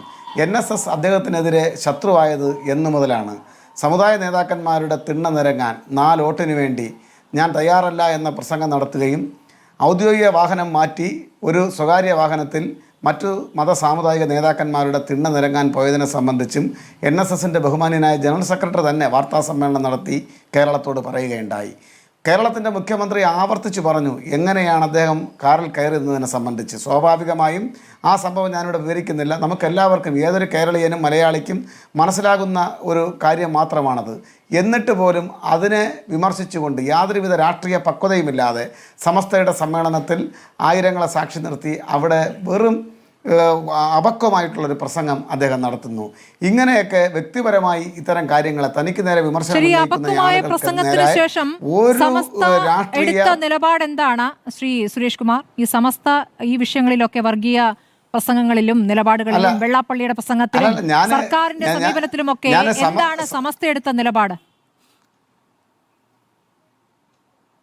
അല്ല, ഞാൻ സമസ്ത എടുത്ത നിലപാടിലേക്ക് വരാം. അതിനു മുമ്പ് ഇത്തരത്തിൽ രാഷ്ട്രീയമായി വർഗീയതയ്ക്ക് എതിരായിരുന്നാലും ശരി, വർഗീയതയെ അനുകൂലിച്ചു കൊണ്ടായിരുന്നാലും ശരി, ചാഞ്ചാട്ട നിലപാട് സ്വീകരിക്കുന്ന കേരളത്തിൻ്റെ പ്രതിപക്ഷ നേതാവ് നിഷ്പക്ഷമായി ഒരു ചാനൽ ചർച്ചയെ നയിക്കുന്ന സ്മൃതിയെ പോലുള്ള ആളുകൾക്ക് നിരന്തരമായി വർഗീയതയ്ക്കെതിരെ അല്ലെങ്കിൽ വർഗീയതയെ രാഷ്ട്രീയ ആയുധമാക്കുന്നതിനെ നിരന്തരമായി പ്രസംഗിക്കുന്ന ഐക്കണാകുന്നത് എങ്ങനെയാണ് എന്നുള്ളതിനെ വെള്ളാപ്പള്ളിയുടെ വർഗീയതയ്ക്കെതിരെ പ്രസംഗിച്ചതും പ്രതികരിച്ചതും പ്രതിപക്ഷ നേതാവാണ്. അങ്ങനെ ഒരു പ്രതികരണം മറ്റൊരു രാഷ്ട്രീയ നേതാക്കളിൽ നിന്നും നമ്മൾ കണ്ടിട്ടില്ല. അഡ്വക്കേറ്റ് സുരേഷ് കുമാർ. സ്മൃതി, ഒരു മറു ചോദ്യം കൂടെ. അദ്ദേഹം വർഗീയതയ്ക്കെതിരായി ഏതെങ്കിലും തരത്തിൽ എവിടെയെങ്കിലും സ്പെഷ്യലായി പറയുന്ന ചർച്ചകൾ മാത്രമാണോ, അതോ കോമണായി വർഗീയതയ്ക്കെതിരെ എടുക്കുന്ന നിലപാടാണോ താങ്കൾ അദ്ദേഹത്തിൽ നടത്തിക്കൊണ്ടിരിക്കുന്നത്? വെള്ളാപ്പള്ളിയാണ് ഇവിടെ ധ്രുവീകരണ പ്രസംഗം നടത്തിയ മറ്റൊരു നേതാവിനെ ഈ സമയത്ത് ഈ കാലങ്ങളിൽ ഇവിടെ ധ്രുവീകരണ പ്രസംഗം നടത്തിയ മറ്റൊരു നേതാവിനെ ഈ ഘട്ടത്തിൽ പ്രവർത്തകർ തന്നെ. സ്മൃതി, എന്നെ ഒന്ന് പറയാൻ അനുവദിക്കും. നിങ്ങളുടെ തന്നെ മാധ്യമ പ്രവർത്തകർ എത്രയോ തവണ CPM-ന്റെ സംസ്ഥാന സെക്രട്ടറിയോട് വാർത്താ സമ്മേളനം നടത്തുന്ന വേളയിലും അല്ലാതെയുമൊക്കെ തന്നെ ഇത്തരം പരാമർശങ്ങളെ സംബന്ധിച്ച് ചോദിച്ചിട്ടുണ്ട്. കൃത്യമായി CPM-ന്റെ ഭാഷയിൽ അതിനെ തള്ളിപ്പറയാൻ ഞങ്ങൾ തയ്യാറായിട്ടുണ്ട്. അത്തരത്തിലുള്ള വാദഗതികളെയൊന്നും തന്നെ CPM അംഗീകരിക്കുന്നില്ല എന്ന് പറഞ്ഞാൽ അത് തള്ളിക്കളയൽ തന്നെയാണ്. ഞാൻ അതിന്റെ മറ്റ് വിശദാംശങ്ങളിലേക്ക് കടക്കാൻ വേണ്ടി ആഗ്രഹിക്കുന്നില്ല. വർഗീയ കക്ഷികളെ കൂട്ടുകൂടുകയും വർഗീയ കക്ഷികളുമായി നിങ്ങൾ ഭരിക്കുന്നവർക്കുള്ള ഉത്തരവാദിത്തമുണ്ട്. ഇവിടെ വർഗീയ പ്രസംഗങ്ങൾ നടത്തുന്നവർക്കെതിരെ കേസെടുക്കാൻ വകുപ്പുണ്ട്. അങ്ങനെ കേസെടുത്ത ചരിത്രവുമുണ്ട്. ഇവിടെ കേരള തൊഗാഡിയ എന്ന വെള്ളാപ്പള്ളിയെ വിശേഷിപ്പിച്ച നേതാവാണ് ഇന്നത്തെ സംസ്ഥാന മുഖ്യമന്ത്രി. ആ മുഖ്യമന്ത്രി പറയുകയാണ് ആ വർഗീയ പ്രസംഗം നടത്തിയ വെള്ളാപ്പള്ളിയെ വീണ്ടും കാറിൽ കയറ്റും, അതിൽ തെറ്റില്ല എന്ന്. അപ്പോൾ അത് നൽകുന്ന മെസ്സേജ് പ്രധാനമാണ്.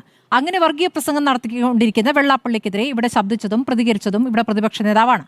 അത് കേട്ടതുകൊണ്ടാണ് ഞാൻ അങ്ങയോട് ചോദിച്ചത്. അങ്ങനെ നടത്തിയ പ്രതികരണം നടത്തിയ നേതാവിനെതിരെ വെള്ളാപ്പള്ളിയും അതേപോലെ NSS ജനറൽ സെക്രട്ടറിയും വരുമ്പോൾ NSS ജനറൽ സെക്രട്ടറിക്ക് അങ്ങനെ വരേണ്ട ഒരു സാഹചര്യമില്ല. അപ്പോൾ ആവശ്യമില്ലാതെ വെള്ളാപ്പള്ളിക്ക് വേണ്ടി കുട പിടിക്കുന്നു എന്ന വിമർശനം ബോർഡിനകത്ത് ഉയർന്നു എന്നുള്ളതാണ് വിഷയം. ഞാൻ ചോദിച്ചത് എൻ്റെ ചോദ്യത്തിന് ഉത്തരത്തിലേക്ക് അങ്ങ് വന്നില്ല. CPM മാറി നിൽക്കുമോ ഈ മൊത്തം വിവാദത്തിൽ നിന്ന്? ബഹുമാനപ്പെട്ട സ്മൃതി, ഇത് ഞാനൊന്ന് പറഞ്ഞോട്ടെ. ഇതിനകത്തൊരു ചെറിയ പ്രശ്നമെന്ന് പറയുന്നത്, ഇപ്പോൾ വെള്ളാപ്പള്ളിക്കെതിരായി കേരളത്തിൻ്റെ പ്രതിപക്ഷ നേതാവ് നടത്തിക്കൊണ്ടിരിക്കുന്നത്, അല്ലെങ്കിൽ NSS ജനറൽ സെക്രട്ടറിക്കെതിരായി കേരളത്തിൻ്റെ പ്രതിപക്ഷ നേതാവ് നടത്തിക്കൊണ്ടിരിക്കുന്നത് തനിക്ക് രാഷ്ട്രീയമായി പിന്തുണ നൽകുന്നില്ല എന്ന ഒറ്റ കാരണമാണ്. അതിനകത്ത് പറയാമോ? നമ്മളാരും കേട്ടില്ല, അതുകൊണ്ടാണ്. അല്ല, കേരളത്തിന്റെ പ്രതിപക്ഷ നേതാവിനെതിരെ NSS ജനറൽ സെക്രട്ടറി പറഞ്ഞത് നിങ്ങൾ കേട്ടില്ലേ? കേട്ടല്ലോ, അത് കേട്ടു. കേരളത്തിന്റെ പ്രതിപക്ഷ നേതാവിന്റെ അതെ അങ്ങനെ പരസ്പരം പറയാനിടയായ സാഹചര്യം. ഞാനൊരു അതിലേക്കാണ് ഞാൻ വരുന്നത്. ഞാനൊരു ഒരു സാമുദായിക നേതാവിൻ്റെയും തിണ്ണ നിരങ്ങാൻ പോകുന്നത് രാഷ്ട്രീയമായി ശരിയല്ല എന്ന് പറഞ്ഞത് ആരെ ഉദ്ദേശിച്ചാണ്? അത് ശ്രീ VD സതീശൻ വ്യക്തമാക്കേണ്ടതാണ്. എന്തായാലും അതിന് മറുപടി പറഞ്ഞത് NSSന്റെ ബഹുമാന്യനായ ജനറൽ സെക്രട്ടറി ശ്രീ സുകുമാരൻ നായരാണ്. നമ്മളെല്ലാവരും അത് കേട്ടതാണ്. അപ്പോൾ എവിടെയാണ് മറുപടി കുറുക്കി കൊണ്ടതെന്നും അതിന് തികച്ചും ചോദ്യം എവിടെയാണ് കൊണ്ടതെന്നും അതിനുള്ള മറുപടി എങ്ങനെയാണ് വന്നതെന്നുള്ളതിനെ സംബന്ധിച്ചുമൊക്കെ രാഷ്ട്രീയ വിദ്യാർത്ഥികളായ ഞങ്ങളൊക്കെ കേട്ടും കണ്ടുവരിക്കുകയാണ്. അത് ചിലത് മാത്രം ഞങ്ങൾ കാണുന്നു, ചിലത് മാത്രം കാണുന്നില്ല. ചില വർഗീയതയ്ക്കെതിരായ ചില നിലപാടുകൾ മാത്രം ഞാൻ കാണുന്നു, വർഗീയതയെ പരിലാളിക്കുന്ന നിലപാടുകൾ ഞാൻ കാണുന്നില്ല എന്ന് പറയുന്നതിനോട് യോജിക്കാൻ കഴിയില്ല എന്നാണ് ഞാൻ സൂചിപ്പിച്ചത്. അത് ആരോഗ്യകരമായിട്ടുള്ള വിയോജിപ്പാണ്. ആവശ്യമാണ്. ഇത്തരത്തിലുള്ള ഇൻട്രോകൾ നൽകുമ്പോൾ അതിനകത്ത് അവർ എടുത്തിട്ടുള്ള അവരുടെ പ്രീവിയസ് ഹിസ്റ്ററി അതുകൂടെ നമ്മൾ കൃത്യമായി മനസ്സിലാക്കേണ്ടതായിട്ടുണ്ട്. എന്നിട്ട് വേണം ഇത്തരത്തിലുള്ള ഇൻട്രോകളുടെ ആലങ്കാരികത ഇവരുടെ മേൽ പതിപ്പിച്ചു കൊടുക്കാൻ. നിങ്ങൾ പരിലാളിക്കുമ്പോൾ അത് വർഗീയതയല്ലാതാവുകയും ബാക്കിയുള്ളവർ പരിലാളിക്കാൻ തുടങ്ങുമ്പോൾ അത് വർഗീയതയാകുകയും ചെയ്യുന്ന പ്രത്യേക സാഹചര്യത്തെക്കുറിച്ച് ഞാൻ പലതവണ ചോദിച്ചിട്ടുള്ളതാണ്. നമുക്ക് സമയമില്ലാത്തതുകൊണ്ട് ഞാൻ അഡ്വക്കേറ്റ് അനിൽ ബോസിലേക്ക് പോകുന്നു. അഡ്വക്കേറ്റ് അനിൽ ബോസ്, ഇനിയിപ്പോൾ വെള്ളാപ്പള്ളിയുടെ പ്രതികരണമാണ് വരാനിരിക്കുന്നത്. നിങ്ങൾക്ക് 2 വോട്ടും വേണം ആണല്ലോ. NSSന്റെ വോട്ടും വേണം, SNDP യോഗത്തിന്റെ വോട്ടും വേണം. അപ്പോൾ മിണ്ടാതെ മാറി നിൽക്കാം എന്നതായിരിക്കുമോ നിങ്ങളുടെ അടുത്ത സമീപനം? വെള്ളാപ്പള്ളി ഇനിയും പ്രതികരിക്കുമ്പോൾ ഒരുപക്ഷേ സുകുമാരൻ നായർക്കെതിരെ രൂക്ഷമായി പ്രതികരിക്കാനും സാധ്യതയുണ്ട്. ഞങ്ങൾക്ക് NSSന്റെ വോട്ടും SNDPയുടെ വോട്ടും ക്രിസ്ത്യൻ സമുദായത്തിൻ്റെ വോട്ടും മുസ്ലിം സമുദായത്തിൻ്റെ വോട്ടും വേണ്ട. ഞങ്ങൾക്ക് ജനങ്ങളുടെ വോട്ട് മതി. ജനാധിപത്യ ക്രമത്തിൽ വോട്ടവകാശമുള്ള ആളുകൾ വോട്ട് ചെയ്യണം. പിന്നെ സമുദായ സംഘടനകളോടും മതസംഘടനകളോടും അവരുടെ ആവശ്യങ്ങളോടും അവരുടെ പിന്നെ കാലാകാലങ്ങളിൽ ഉണ്ടാകുന്ന നിലപാടുകളുമൊക്കെ നമുക്ക് ചർച്ച ചെയ്യാം. അത് പാർട്ടി എന്നുള്ള നിലയിലും മുന്നണി എന്നുള്ള നിലയിലും ഒരു സർക്കാരിൻ്റെ ഭാഗമാണെങ്കിൽ സർക്കാർ എന്നുള്ള നിലയിലും കഴിഞ്ഞ കാലങ്ങളിലൊക്കെ അവരെയെല്ലാം ബഹുമാനിച്ചും സ്നേഹിച്ചും അവരുടെ ആവശ്യങ്ങളെ ഉൾക്കൊണ്ടുമാണ് ഞങ്ങൾ പ്രവർത്തിച്ചിട്ടുള്ളത്. ആ നിലയിൽ മുന്നോട്ട് പോകാൻ തയ്യാറാണ്. ഇവിടെ സ്മൃതി പലവട്ടം ചോദിച്ചു, ശ്രീ G. സുകുമാരൻ നായർ എന്ന വ്യക്തിക്കെതിരെ NSSന്റെ ജനറൽ സെക്രട്ടറിക്കെതിരെ VD സതീശൻ നടത്തിയിട്ടുള്ള ഒരു വ്യക്തിപരമായ പരാമർശം ചൂണ്ടിക്കാണിക്കാൻ കഴിയുമോ എന്ന് ചോദിച്ചു. ഉത്തരമില്ല. അപ്പോൾ സമുദായ നേതാക്കളുടെ തിണ്ണ നിറങ്ങാനില്ല എന്ന് പറഞ്ഞാൽ ഇരിക്കാൻ പറയുമ്പോൾ കിടക്കുന്ന പണിയില്ല എന്നാണ് സതീശൻ പറഞ്ഞത്. അത് കോൺഗ്രസ് പാർട്ടിയുടെ നിലപാടാണ്. ആ കാര്യത്തിൽ ഒരു വിട്ടുവീഴ്ചയുമില്ല. നാളെയും അങ്ങനെ തന്നെയാണ്. മനസ്സിലായല്ലോ. NSS ജനറൽ സെക്രട്ടറി എന്നുള്ള നിലയിൽ ആ സമുദായത്തിന് വേണ്ടി പറയുന്ന ആവശ്യങ്ങൾ ഞങ്ങൾ കേൾക്കും. ഞങ്ങൾ ഇടപെടേണ്ട വിഷയങ്ങളുണ്ടെങ്കിൽ ഞങ്ങൾ ഇടപെടും. ഞങ്ങൾ അഭിപ്രായം പറയേണ്ട വിഷയങ്ങളുണ്ടെങ്കിൽ പെടും. അതിൽ ഇടപെട്ടിരിക്കും, അഭിപ്രായം പറഞ്ഞിരിക്കും. അത് SNDP യോഗമാണെങ്കിലും മറ്റേത് സംഘടനയാണെങ്കിലും, അവർ മാത്രമല്ലല്ലോ ഈ കേരളത്തിലുള്ളത്, ഏത് സംഘടനയാണെങ്കിലും അതിൻ്റെ പദവിയിലിരിക്കുന്ന ആളുകൾ പറയുന്ന ആവശ്യങ്ങൾ ചർച്ച ചെയ്യും. പരിഗണിക്കേണ്ടത് പരിഗണിക്കും. ഞങ്ങൾക്ക് ഉൾക്കൊള്ളാവുന്നത് ഞങ്ങൾ ഉൾക്കൊള്ളും. ഞങ്ങൾ പിന്തുണയ്ക്കേണ്ടത് ഞങ്ങൾ പിന്തുണയ്ക്കും. അല്ലെങ്കിൽ അകലം പാലിക്കേണ്ടടുത്ത് കൃത്യവും വ്യക്തവുമായ അകലം പാലിക്കും. അതാണ് ഞങ്ങൾ പ്രതിനിധി ആവർത്തിച്ചു പറയുന്ന ഒരു കാര്യമുണ്ട്. CPM പ്രതിനിധി എന്ന് കണക്കാക്കേണ്ട, CPM ആവർത്തിച്ചു പറയുന്ന ഒരു കാര്യമുണ്ട്. നിങ്ങൾ ജമാഅത്തെ ഇസ്ലാമിയുമായി ബന്ധപ്പെട്ട് എടുത്തിരിക്കുന്ന നിലപാട്. ഇപ്പോൾ ജമാഅത്തെ ഇസ്ലാമി ഇപ്പോൾ ഇവിടെ മുസ്ലിം രാഷ്ട്രം എന്നുള്ള വാദം ഇപ്പോൾ പറയുന്നില്ലല്ലോ എന്ന് കഴിഞ്ഞ ദിവസം കൂടി പാർട്ടി സെക്രട്ടറി പറയുകയാണ്. പ്രതിപക്ഷ നേതാവ് പറയുകയാണ്. അത് പറയുമ്പോൾ ആത്യന്തികമായി അവരുടെ ആലോചനകൾ അവർ വിശ്വസിക്കുന്നത് ഇസ്ലാമിക രാഷ്ട്രമാണ്. അപ്പോൾ അതിൽ നിന്ന് അവർ മാറി എന്ന് ഇപ്പോൾ അമീർ പറഞ്ഞിട്ടുണ്ടല്ലോ എന്ന് വീണ്ടും വിശദീകരിക്കുമ്പോൾ അത് ഏത് തരത്തിലാണ് അത് പ്രതിഫലിക്കുക ഈ സമൂഹത്തിൽ എന്നൊരു പ്രധാനപ്പെട്ട വിഷയമാണ്. ജമാഅത്തെ ഇസ്ലാമിയുമായി ബന്ധപ്പെട്ട് മുസ്ലിം ന്യൂനപക്ഷത്തിനിടയിലും വ്യത്യസ്ത അഭിപ്രായങ്ങളുണ്ട് എന്നുള്ള കാര്യം കോൺഗ്രസിന് അറിയാവുന്നതാണല്ലോ.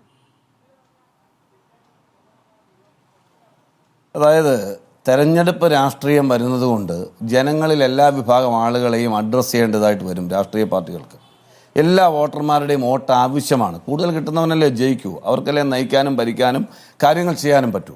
അതുകൊണ്ട് ഈ സമൂഹത്തിൻ്റെ ഭാഗമായിട്ടുള്ള എല്ലാ ആളുകളോടും ആശയവിനിമയം നടത്തേണ്ടി വരും. CPMന്റെ സംസ്ഥാന സെക്രട്ടറി എന്നുള്ള നിലയിലും മുഖ്യമന്ത്രി എന്നുള്ള നിലയിലും ശ്രീ പിണറായി വിജയൻ നടത്തിയിട്ടുള്ള ഇൻ്റർവ്യൂകൾ എടുത്തു നോക്കിയാൽ ഇവിടെ കേരള തൊഗാടിയാണ് വെള്ളാപ്പള്ളി എന്ന് പറഞ്ഞതിനെക്കുറിച്ച് ഞാൻ ചോദിക്കുന്നില്ല. ജമാഅത്തെ ഇസ്ലാമിയുമായി സഖ്യമുണ്ടാക്കിയിട്ടുണ്ടെന്ന് അവർ പറഞ്ഞിട്ടുണ്ടല്ലോ. ഈ അടുത്ത് പോലും മാതൃഭൂമിയിലെ അഭിലാഷിൻ്റെ ഇൻ്റർവ്യൂവിൽ എന്തെല്ലാം സഖ്യങ്ങൾ ഉണ്ടാക്കിയതിനെക്കുറിച്ച്, വർഗീയ കക്ഷികളുമായി സന്ധി ചേർന്നതിനെക്കുറിച്ച് ME ഗോവിന്ദൻ സമ്മതിച്ചിരിക്കുന്നു പരസ്യമായി. അങ്ങ് തന്നെ സമ്മതിക്കുകയാണോ എന്ന് ചോദിച്ചപ്പോൾ അദ്ദേഹം വീണ്ടും സമ്മതിച്ചല്ലോ. അപ്പോൾ RSSന്റെ വോട്ട് വാങ്ങിച്ചിട്ടുണ്ട്, RSSുമായി ധാരണ ഉണ്ടാക്കിയിട്ടുണ്ട്, ജമാഅത്തെ ഇസ്ലാമിയുമായി സഹകരിച്ചിട്ടുണ്ട്, PDPയുമായി ഞങ്ങൾ സഹകരിച്ചിട്ടുണ്ട്. ഇപ്പോൾ അവർ കേന്ദ്രത്തിൽ BJPയുമായി RSSുമായി സഹകരിക്കുന്നവരാണ് CPM. അപ്പോൾ അത് പിന്തുണച്ചു എന്ന് കഴിഞ്ഞ ദിവസം പാലോളി മുഹമ്മദ് കുട്ടിയും പറഞ്ഞിട്ടുണ്ട്. അതെ, ഞാൻ പറഞ്ഞത് ഇവർക്ക് RSSന്റെ പിന്തുണയാകാം, അതേസമയം തന്നെ ജമാഅത്തെ ഇസ്ലാമിയുടെ പിന്തുണയാകാം. PDP നേതാവ് മദനിയെ ഇരുത്തിക്കൊണ്ട് വലിയ സമ്മേളനങ്ങൾ നടത്താം, അവർക്ക് സീറ്റ് ധാരണയുണ്ടാക്കി നൽകാം. അതൊന്നും വർഗീയതയല്ല.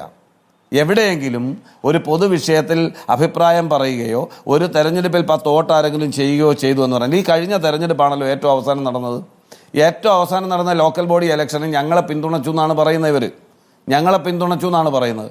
ഞാൻ വാദഗതിക്ക് വേണ്ടി CPM അല്ലെങ്കിൽ CPM ആഭിമുഖ്യമുള്ള ഞാൻ ആരാണെന്ന് ചർച്ചയിൽ പങ്കെടുക്കുന്ന ആളെ കാണാൻ കഴിയുന്നില്ല. കാരണം ഞാൻ വന്നപ്പോൾ ലേറ്റായി. കാരണം വഴിയിൽ ഒരു ആക്സിഡൻറ്റ് ഉണ്ടായതുകൊണ്ട് സമയത്ത് നിങ്ങളുടെ ലേഖകരുടെ അടുത്ത് എനിക്ക് എത്താൻ കഴിഞ്ഞില്ല. അതിന് ഞാൻ ഖേദം പ്രകടിപ്പിച്ചുകൊണ്ട് തന്നെയാണ് ഞാൻ സംസാരിക്കുന്നത്. എൻ്റെ പോരായ്മയാണ്, എനിക്ക് എത്തിച്ചേരാൻ കഴിഞ്ഞില്ല. ഞാൻ ചോദിക്കുന്നത്, ജമാഅത്തെ ഇസ്ലാമിയുമായി കോൺഗ്രസ് കൂട്ടുകൊണ്ടുണ്ടാക്കുന്നത് നമുക്ക് ചർച്ച ചെയ്യാം, നിങ്ങൾ ചോദിച്ചോ, ഞാൻ റെഡി. പക്ഷേ ഈ തെരഞ്ഞെടുപ്പിൽ പാലക്കാട് മണ്ണാർക്കാട് കുന്തിപ്പുഴ എന്ന് പറയുന്ന പഞ്ചായത്തിൽ അവിടെ മത്സരിച്ച CPM സ്ഥാനാർത്ഥിക്ക് ഓരോ വോട്ട്, മത്സരിച്ച സ്ഥാനാർത്ഥിയുടെ വോട്ടല്ല, അവിടുത്തെ ലോക്കൽ കമ്മിറ്റി മെമ്പർ ഹനീഫ പറയുന്നത് അയാളുടെ വോട്ടാണ് ആ ഓരോ വോട്ടെന്നാണ്. അവിടെ സ്ഥാനാർത്ഥിക്ക് ഓരോ വോട്ട് പോലും, രണ്ടാമതായിട്ട് ഒരു വോട്ട് പോലും ഇല്ലായിരുന്നു. അവിടെ മത്സരിച്ച ജമാഅത്തെ ഇസ്ലാമിയുടെ സ്ഥാനാർത്ഥിയാണ് 2ാം സ്ഥാനത്ത് വന്നത്. ജയിച്ചത് UDFന്റെ സ്ഥാനാർത്ഥി അബ്ദു ആണ്. 312 വോട്ടുകളുടെ ഭൂരിപക്ഷത്തിലാണ് ഞങ്ങൾ UDF ജയിച്ചത്. അവിടുത്തെ CPMകാർ എവിടെ പോയി? CPMന്റെ ബ്രാഞ്ച് കമ്മിറ്റി അംഗങ്ങൾ എവിടെ പോയി? നിങ്ങൾ ജമാഅത്തെ ഇസ്ലാമിക്ക് അവിടെ വോട്ട് ചെയ്തവരാണ്. കോട്ടക്കൽ മറ്റൊരു സ്ഥലം എടുക്കും നിങ്ങൾ, അവിടെ ജമാഅത്തെ ഇസ്ലാമി സ്ഥാനാർത്ഥി 2ാം സ്ഥാനത്ത്, UDF ജയിക്കുന്നു. അവിടുത്തെ CPMന്റെ പാർട്ടി മെമ്പർ പറയുന്നത് എൻ്റെ വോട്ടാണ് സ്ഥാനാർത്ഥിക്ക്, സ്ഥാനാർത്ഥിയെ നിർദ്ദേശിച്ച ആളുടെ വോട്ട് എവിടെ, സ്ഥാനാർത്ഥിയുടെ വോട്ട് എവിടെ? ചുമ്മാ വന്ന് ചർച്ചയിലിരുന്നിട്ട് Jamaat-e Islami, PDP, BJP, RSS ചുമ്മാ ആളുകളെ പറ്റിക്കാൻ കുറേ വർത്തമാനം പറഞ്ഞിട്ട് കാര്യമുണ്ടോ സ്മൃതി? നമുക്ക് എല്ലാവർക്കും വ്യക്തമായിട്ട് അറിയാം, പകൽ പോലെ അറിയാം, ആരൊക്കെ മറച്ചു വെച്ചാലും അറിയാം, തെരഞ്ഞെടുപ്പിൽ ഏത് പാർട്ടിക്കും മുന്നണിക്കും കൂടുതൽ വോട്ട് കിട്ടുന്നവർക്കേ ജയിക്കാൻ കഴിയും. അതുകൊണ്ട് തെരഞ്ഞെടുപ്പ് ഏത് പിടിച്ചുപറിക്കാരനാണേലും അവന് 18 വയസ്സ് വോട്ടവകാശമുണ്ടോ, ആ വോട്ട് വേണ്ടാന്നൊക്കെ എല്ലാവരും വാദഗതിയിൽ പ്രസംഗിക്കും, എല്ലാവരുടെ വോട്ട് മേടിക്കും, കൂടുതൽ കിട്ടുന്നവൻ ജയിക്കും. ഇവിടെ ഈ അവസാനം നടന്ന തെരഞ്ഞെടുപ്പിൽ പോലും ജമാഅത്തെ ഇസ്ലാമിയുടെ വോട്ട് മേടിച്ച് സ്വന്തം ചുറ്റിക്കാരുവാൾ നക്ഷത്രത്തിൽ വോട്ട് ചെയ്യാത്തവൻ്റെ പാർട്ടിയാണ് CPM. മനസ്സിലായില്ലേ? ആ പാർട്ടിയുടെ ആളുകൾ ഇവിടെ വന്നിരുന്നിട്ട് പറയുകയാണ് ജമാഅത്തെ ഇസ്ലാമിയും സതീശനുമായിട്ട് സഖ്യമെന്ന് പറഞ്ഞാൽ ഇത് ആരോടാണ് ഈ പറയുന്നത്? ഒരു വരി കൂടി പറയാൻ എനിക്ക് സ്മൃതി സമയം തരണം. നിങ്ങൾ വിചാരിക്കുന്നത് പോലെ G. സുകുമാരൻ നായരും BD സതീശനും കൂടെ വ്യക്തിപരമായ ഒരു ശത്രുതയില്ല. അറിയാൻ മേലെങ്കിൽ അദ്ദേഹം ആശുപത്രി കിടന്നപ്പോൾ ഉള്ള ചരിത്രമൊക്കെ നിങ്ങൾ ഡീറ്റെയിൽസ് ഒക്കെ എടുത്ത് നോക്കിയാൽ നിങ്ങൾക്ക് മനസ്സിലാവും. അവരാരും തമ്മിൽ വ്യക്തിപരമായ ശത്രുത ഒന്നുമില്ല. എന്തോ സതീശനോട് ആ ജന്മ ശത്രു. ആർക്ക് ശത്രുത? ആർക്കാണെന്നേ ശത്രുത? സതീശൻ എന്താ ഇവരുടെ ആരുടെയെങ്കിലും വസ്തു കൈയേറാൻ പോയിട്ടുണ്ടോ? വേറെയെങ്കിലും അനാശാസ്യത്തിനോ അനാവശ്യത്തിനോ പോയിട്ടുണ്ടോ? അതൊന്നുമല്ല. ചില വിഷയങ്ങളിൽ പ്രശ്നാധിഷ്ഠിതമാണെന്ന് നിലപാട്. കേരളത്തിൻ്റെ പ്രതിപക്ഷ നേതാവിന് നിലപാടുണ്ട്, ഐക്യ ജനാധിപത്യ മുന്നണിക്ക് നിലപാടുണ്ട്, കോൺഗ്രസ് പാർട്ടിയുടെ എല്ലാ നേതാക്കൾക്കും നിലപാടുണ്ട്. ആ നിലപാടെന്ന് പറയുന്നത് ഞങ്ങൾ റെഡിയാണ്, G. സുകുമാരൻ നായർ സാറിനെ ബഹുമാനിക്കാൻ ഞങ്ങൾ തയ്യാറാണ്. NSS ജനറൽ സെക്രട്ടറി എന്നുള്ള നിലയിൽ, SNDP ജനറൽ സെക്രട്ടറി എന്നുള്ള വെള്ളാപ്പള്ളി നടേശനോടും KPMSന്റെ നേതാവ് പുന്നല ശ്രീകുമാറിനോടും എല്ലാം ഞങ്ങൾക്ക് ബഹുമാനമാണെന്നേ. പക്ഷെ അതിൻ്റെ പേരിൽ ഞങ്ങളെ വന്നിട്ട് അവർ പറയുന്നതെല്ലാം ചെയ്യണം, അവർ പറയുന്നത് ചെയ്യൽ മാത്രമാണ് കേരളത്തിൻ്റെ പ്രതിപക്ഷ നേതാവിൻ്റെയും ഐക്യ ജനാധിപത്യ മുന്നണിയുടെയും അല്ലെങ്കിൽ പാർട്ടി പ്രവർത്തകരുടെയും പണിയെന്ന് ആരെങ്കിലും ധരിച്ചു വെച്ചിട്ടുണ്ടെങ്കിൽ അത് തിരുത്തേണ്ട കാലം അതിക്രമിച്ചിരിക്കുന്നു. ആ കാര്യത്തിൽ വളരെ വ്യക്തമായ നിലപാടാണ് UDFനുള്ളത്, കോൺഗ്രസിനുള്ളത്, ഞങ്ങൾ എല്ലാ നേതാക്കൾക്കും ഉള്ളത്. അത് KC വേണുഗോപാൽ മുതൽ ഇങ്ങോട്ട് ഏത് നേതാവ് എടുത്താലും ഞങ്ങൾക്ക് ഓപ്പൺ നിലപാടാണ്. ഒരു വിട്ടുവീഴ്ച, എല്ലാ ബഹുമാനവും എല്ലാ സ്നേഹവും എല്ലാ കരുതലും ഉണ്ടാകും. ശ്രീ എസ് സജീവൻ, ഈ ഐക്യപ്പെടൽ ഉണ്ടായാൽ ഇതിലൊരു മേൽക്കൈ വെള്ളാപ്പള്ളിക്ക് കിട്ടുന്നു, മേൽക്കൈ SNDP യോഗത്തിന് കിട്ടുന്നു എന്നൊരു നില വരില്ലേ? ഇപ്പോൾ വർഗീയമായ നിലപാടും അതിൽ ചില പ്രതികരണങ്ങൾ നടത്തുന്നതും വെള്ളാപ്പള്ളിയാണ്. അത് ഏറ്റുപിടിക്കേണ്ട ഒരു സാഹചര്യം NSSന് വന്നു ചേരും. ഏറ്റവും ഒടുവിൽ ഈ പത്മ പുരസ്കാരം കൂടി വരുമ്പോൾ അതുകൂടി ഇപ്പോൾ സുകുമാരൻ നായരെ പ്രകോപിപ്പിച്ചു എന്നല്ലേ മനസ്സിലാക്കേണ്ടത് ശ്രീ സജീവൻ? അല്ല, വെള്ളാപ്പള്ളിക്ക് കിട്ടിയിട്ടുള്ള പത്മ പുരസ്കാരത്തിൽ അസൂയ പൂണ്ടിട്ടല്ല സുകുമാരൻ നായരോ NSSന്റെ ഡയറക്ടർ ബോർഡോ ഈ ഒരു നിലപാടെടുത്തത് എന്ന് നമ്മൾ ആദ്യം ബോധ്യപ്പെടണം. കാരണം സുകുമാരൻ നായർ പറഞ്ഞ പോലെ ഇതിലൊരു രാഷ്ട്രീയ ചതിയുണ്ട്. അതായത് പത്മ പുരസ്കാരം കൊടുത്തത് പോലും ഉദ്ദിഷ്ട കാര്യത്തിന് ഉപകാര സ്മൃതി എന്നുള്ള പേരിലാണ്. കാരണം വളരെ കൃത്യമായ രീതിയിൽ എങ്ങനെയൊക്കെ BDJSനെ കൊണ്ട് ഇപ്പുറത്ത് 2 സമുദായങ്ങളെയും കൂടി കൂട്ടി യോജിപ്പിച്ചിട്ട് BJPയുടെ പാളയത്തിലേക്ക് കെട്ടണം എന്നൊരു വലിയ ദൗത്യം ഏറ്റെടുത്തതാണ് വെള്ളാപ്പള്ളി. അങ്ങനെ വെള്ളാപ്പള്ളി ആ ദൗത്യം കൊണ്ടാണ് ഈ സുകുമാരൻ നായരൊക്കെ ഇങ്ങനെ കൂട്ടിപ്പിടിച്ച് ഈ നായർ ഈഴവ സഖ്യം എന്നൊക്കെ ഐക്യമെന്ന പേരിലൊക്കെ കാര്യങ്ങൾ കൊണ്ടുവന്നത്. അത് കൊണ്ടുവരുമ്പോൾ പോലും അതിൻ്റെ ചതിക്കുഴി മനസ്സിലാക്കാൻ NSS നേതൃത്വത്തിന് ആദ്യം കഴിഞ്ഞിരുന്നില്ല. പിന്നീട് ഇത് ഉപകാര സ്മൃതി ഉണ്ടല്ലോ, അത് കിട്ടുന്നതോട് കൂടിയിട്ടാണ് ഈ പ്രശ്നം. ഇദ്ദേഹത്തിന് ഇത് കൊടുത്തത് നമ്മൾ എന്ത് കാരണത്തിനാണ് അദ്ദേഹത്തിന് കൊടുക്കുക എന്നുള്ള കാര്യം ആദ്യം ചിന്തിക്കേണ്ടേ. എന്താണ് ഇദ്ദേഹം ഈ സമൂഹത്തിന് വേണ്ടി ചെയ്തത്? അത് അദ്ദേഹം ഈ ശ്രീനാരായണ ഗുരു കൊണ്ടുവന്ന ജാതിരഹിതമായിട്ടുള്ള ഒരു പ്രസ്ഥാനത്തെ അദ്ദേഹം ഈഴവ സമുദായത്തിൻ്റെ ഒരു ചട്ടക്കൂടിലേക്ക് കൊണ്ടുപോയി എന്നുള്ള നേട്ടമല്ലല്ലോ. രണ്ടാമത്തെ കാര്യം, അദ്ദേഹം തുടർച്ചയായിട്ട് ഈ വർഗീയത പറഞ്ഞുകൊണ്ടിരിക്കുന്നു, വർഗീയ വിഷം തുപ്പിക്കൊണ്ടിരിക്കുന്നു. അതിൻ്റെ പേരിൽ ഭാരതരത്നം കൊടുക്കേണ്ടതുണ്ടോ? ഇങ്ങനെ കൊടുത്ത് അതിനിടെ അത് നമ്മൾ നോക്കണ്ടേ. ഇത് കൊടുത്തതിൻ്റെ കാരണം വളരെ കൃത്യമാണ്. ഇവിടെ ഇന്ന് ഒരു സമുദായത്തെ, ഈഴവ സമുദായത്തെയും ഈ നായർ സമുദായത്തെയും കൂടി ഒരുമിച്ച് കൂട്ടിക്കെട്ടി കൊണ്ടുപോയി ഈ BDJS-നോടൊപ്പം കൊണ്ടുപോയിട്ട് BJP-യുടെ പാളയത്തിലേക്ക് കൊണ്ടുപോകണം. അത് CPM-കാർക്ക് മനസ്സിലായില്ല. അത് മനസ്സിലായതിപ്പോൾ NSS-ൻ്റെ നേതൃത്വത്തിനാണെന്നുള്ളതാണ് ഏറ്റവും പ്രധാനപ്പെട്ട കാര്യം. CPM ഇപ്പോഴത്തെ അപകടം മനസ്സിലാക്കിയില്ലെങ്കിൽ വെള്ളാപ്പള്ളി നടേശൻ കൃത്യമായിട്ടും ഇതൊക്കെ ചെയ്യും. കാരണം അദ്ദേഹം വളരെ കൃത്യമായിട്ടും എന്താണോ ശ്രീനാരായണ ഗുരു പറഞ്ഞത് അതിന് വിരുദ്ധമായിട്ടാണ് ആ പ്രസ്ഥാനത്തെ കൊണ്ടുപോയത്. ഇവിടെ അനുരാജ് ഒക്കെ ഇവിടെ പറഞ്ഞില്ലേ, ഈഴവരുടെ പാർട്ടി, ഈഴവരുടെ സംഘടനയാണ് SNDP യോഗം. SNDP യോഗത്തിൻ്റെ കൊടി മാത്രം, ആ കൊടിയുടെ മുകളിൽ എഴുതി വച്ചിട്ടുള്ള മാത്രം നോക്കിയാൽ ഈ വെള്ളാപ്പള്ളി നടേശൻ എന്താണോ പറയുന്നത് അത് ഈ ശ്രീനാരായണ ഗുരു കൊണ്ടുവന്ന ആശയത്തിന് വിരുദ്ധമാണെന്ന് മനസ്സിലാവും. അപ്പോൾ ഇപ്പോഴദ്ദേഹം സമുദായം പറഞ്ഞ് മതം പറഞ്ഞ് എല്ലാം കൂടി ഒരു തരത്തിൽ ഒരു ഉരുട്ടി കൊടുക്കുന്ന രീതിയിലേക്ക് പോവുകയാണ്. അപ്പോൾ അതിൻ്റെ ചതി മനസ്സിലാക്കി. അതാണ് സുകുമാരൻ നായരുടെ ഈ പ്രസ്താവന, അദ്ദേഹത്തിൻ്റെ മാത്രം വാക്കല്ല, ഡയറക്ട് ബോർഡിൻ്റെ പ്രസ്താവനയാണെന്ന് നമുക്കറിയാം. അത് വളരെ കൃത്യമാണ്. ഇതിന് പിറകിലെ രാഷ്ട്രീയ കളി, രാഷ്ട്രീയ ചതി അത് കൃത്യമായിട്ട് ഞങ്ങൾ മനസ്സിലാക്കുന്നു എന്ന് പറയുന്നു. ആദ്യം ഈ മകനാണ് തുഷാർ വരട്ടെ എന്നൊക്കെ പറയുമ്പോൾ പിന്നീടാണ് ഈ കാര്യം മനസ്സിലാവുന്നത്. ഇതിൻ്റെ കൃത്യമായിട്ട് ഈ പുരസ്കാരം കൂടി കൊടുത്തപ്പോൾ വളരെ കൃത്യമായി അതിൻ്റെ പ്രതിഫലമായിരുന്നുവെന്ന്, അത് ആ രീതിയിലായതുകൊണ്ട് തന്നെയാണ് ഈ നിലപാടെടുത്തത്. ഇത് ഇവിടുത്തെ നേരത്തെ അനിൽ ബോസ് പറഞ്ഞ പോലെ ഞങ്ങൾക്ക് ഈഴവൻ്റെ വോട്ട് വേണ്ട, അല്ല SNDP യോഗത്തിൻ്റെ വോട്ട് വേണ്ട, ഞങ്ങൾക്ക് NSS-ൻ്റെ വോട്ട് വേണ്ട എന്നൊക്കെ പറയും. പക്ഷേ അതേ രണ്ടാമത്തെ ഘട്ടത്തിലൊക്കെ വേണമെന്നാണ് പറഞ്ഞ് ആ രീതിയിലേക്ക് ഓരോ രാഷ്ട്രീയ പ്രസ്ഥാനവും പോയിട്ടില്ലെങ്കിൽ ഈ സമുദായ നേതാക്കന്മാർ ഈ മൊത്തം രാഷ്ട്രീയത്തെ നക്കി തുടക്കത്തുള്ള കാര്യത്തിൽ ഒരു സംശയവുമില്ല. ശരി, ഏതായാലും നമുക്ക് ഈ ചർച്ച ഇവിടെ അവസാനിക്കുന്നില്ല. കാരണം ഇനി വെള്ളാപ്പള്ളിയുടെ പ്രതികരണം വരാനിരിക്കുന്നു. അപ്പോൾ നമുക്ക് വരും ദിവസത്തിലിരിക്കാം. വളരെ നന്ദി Shri CK Vidyasagar, advocate D Suresh Kumar, advocate Anil boss, Shri A Sajeevan, Shri AK Anuraj ചർച്ചയിൽ പങ്കെടുത്തതിന്.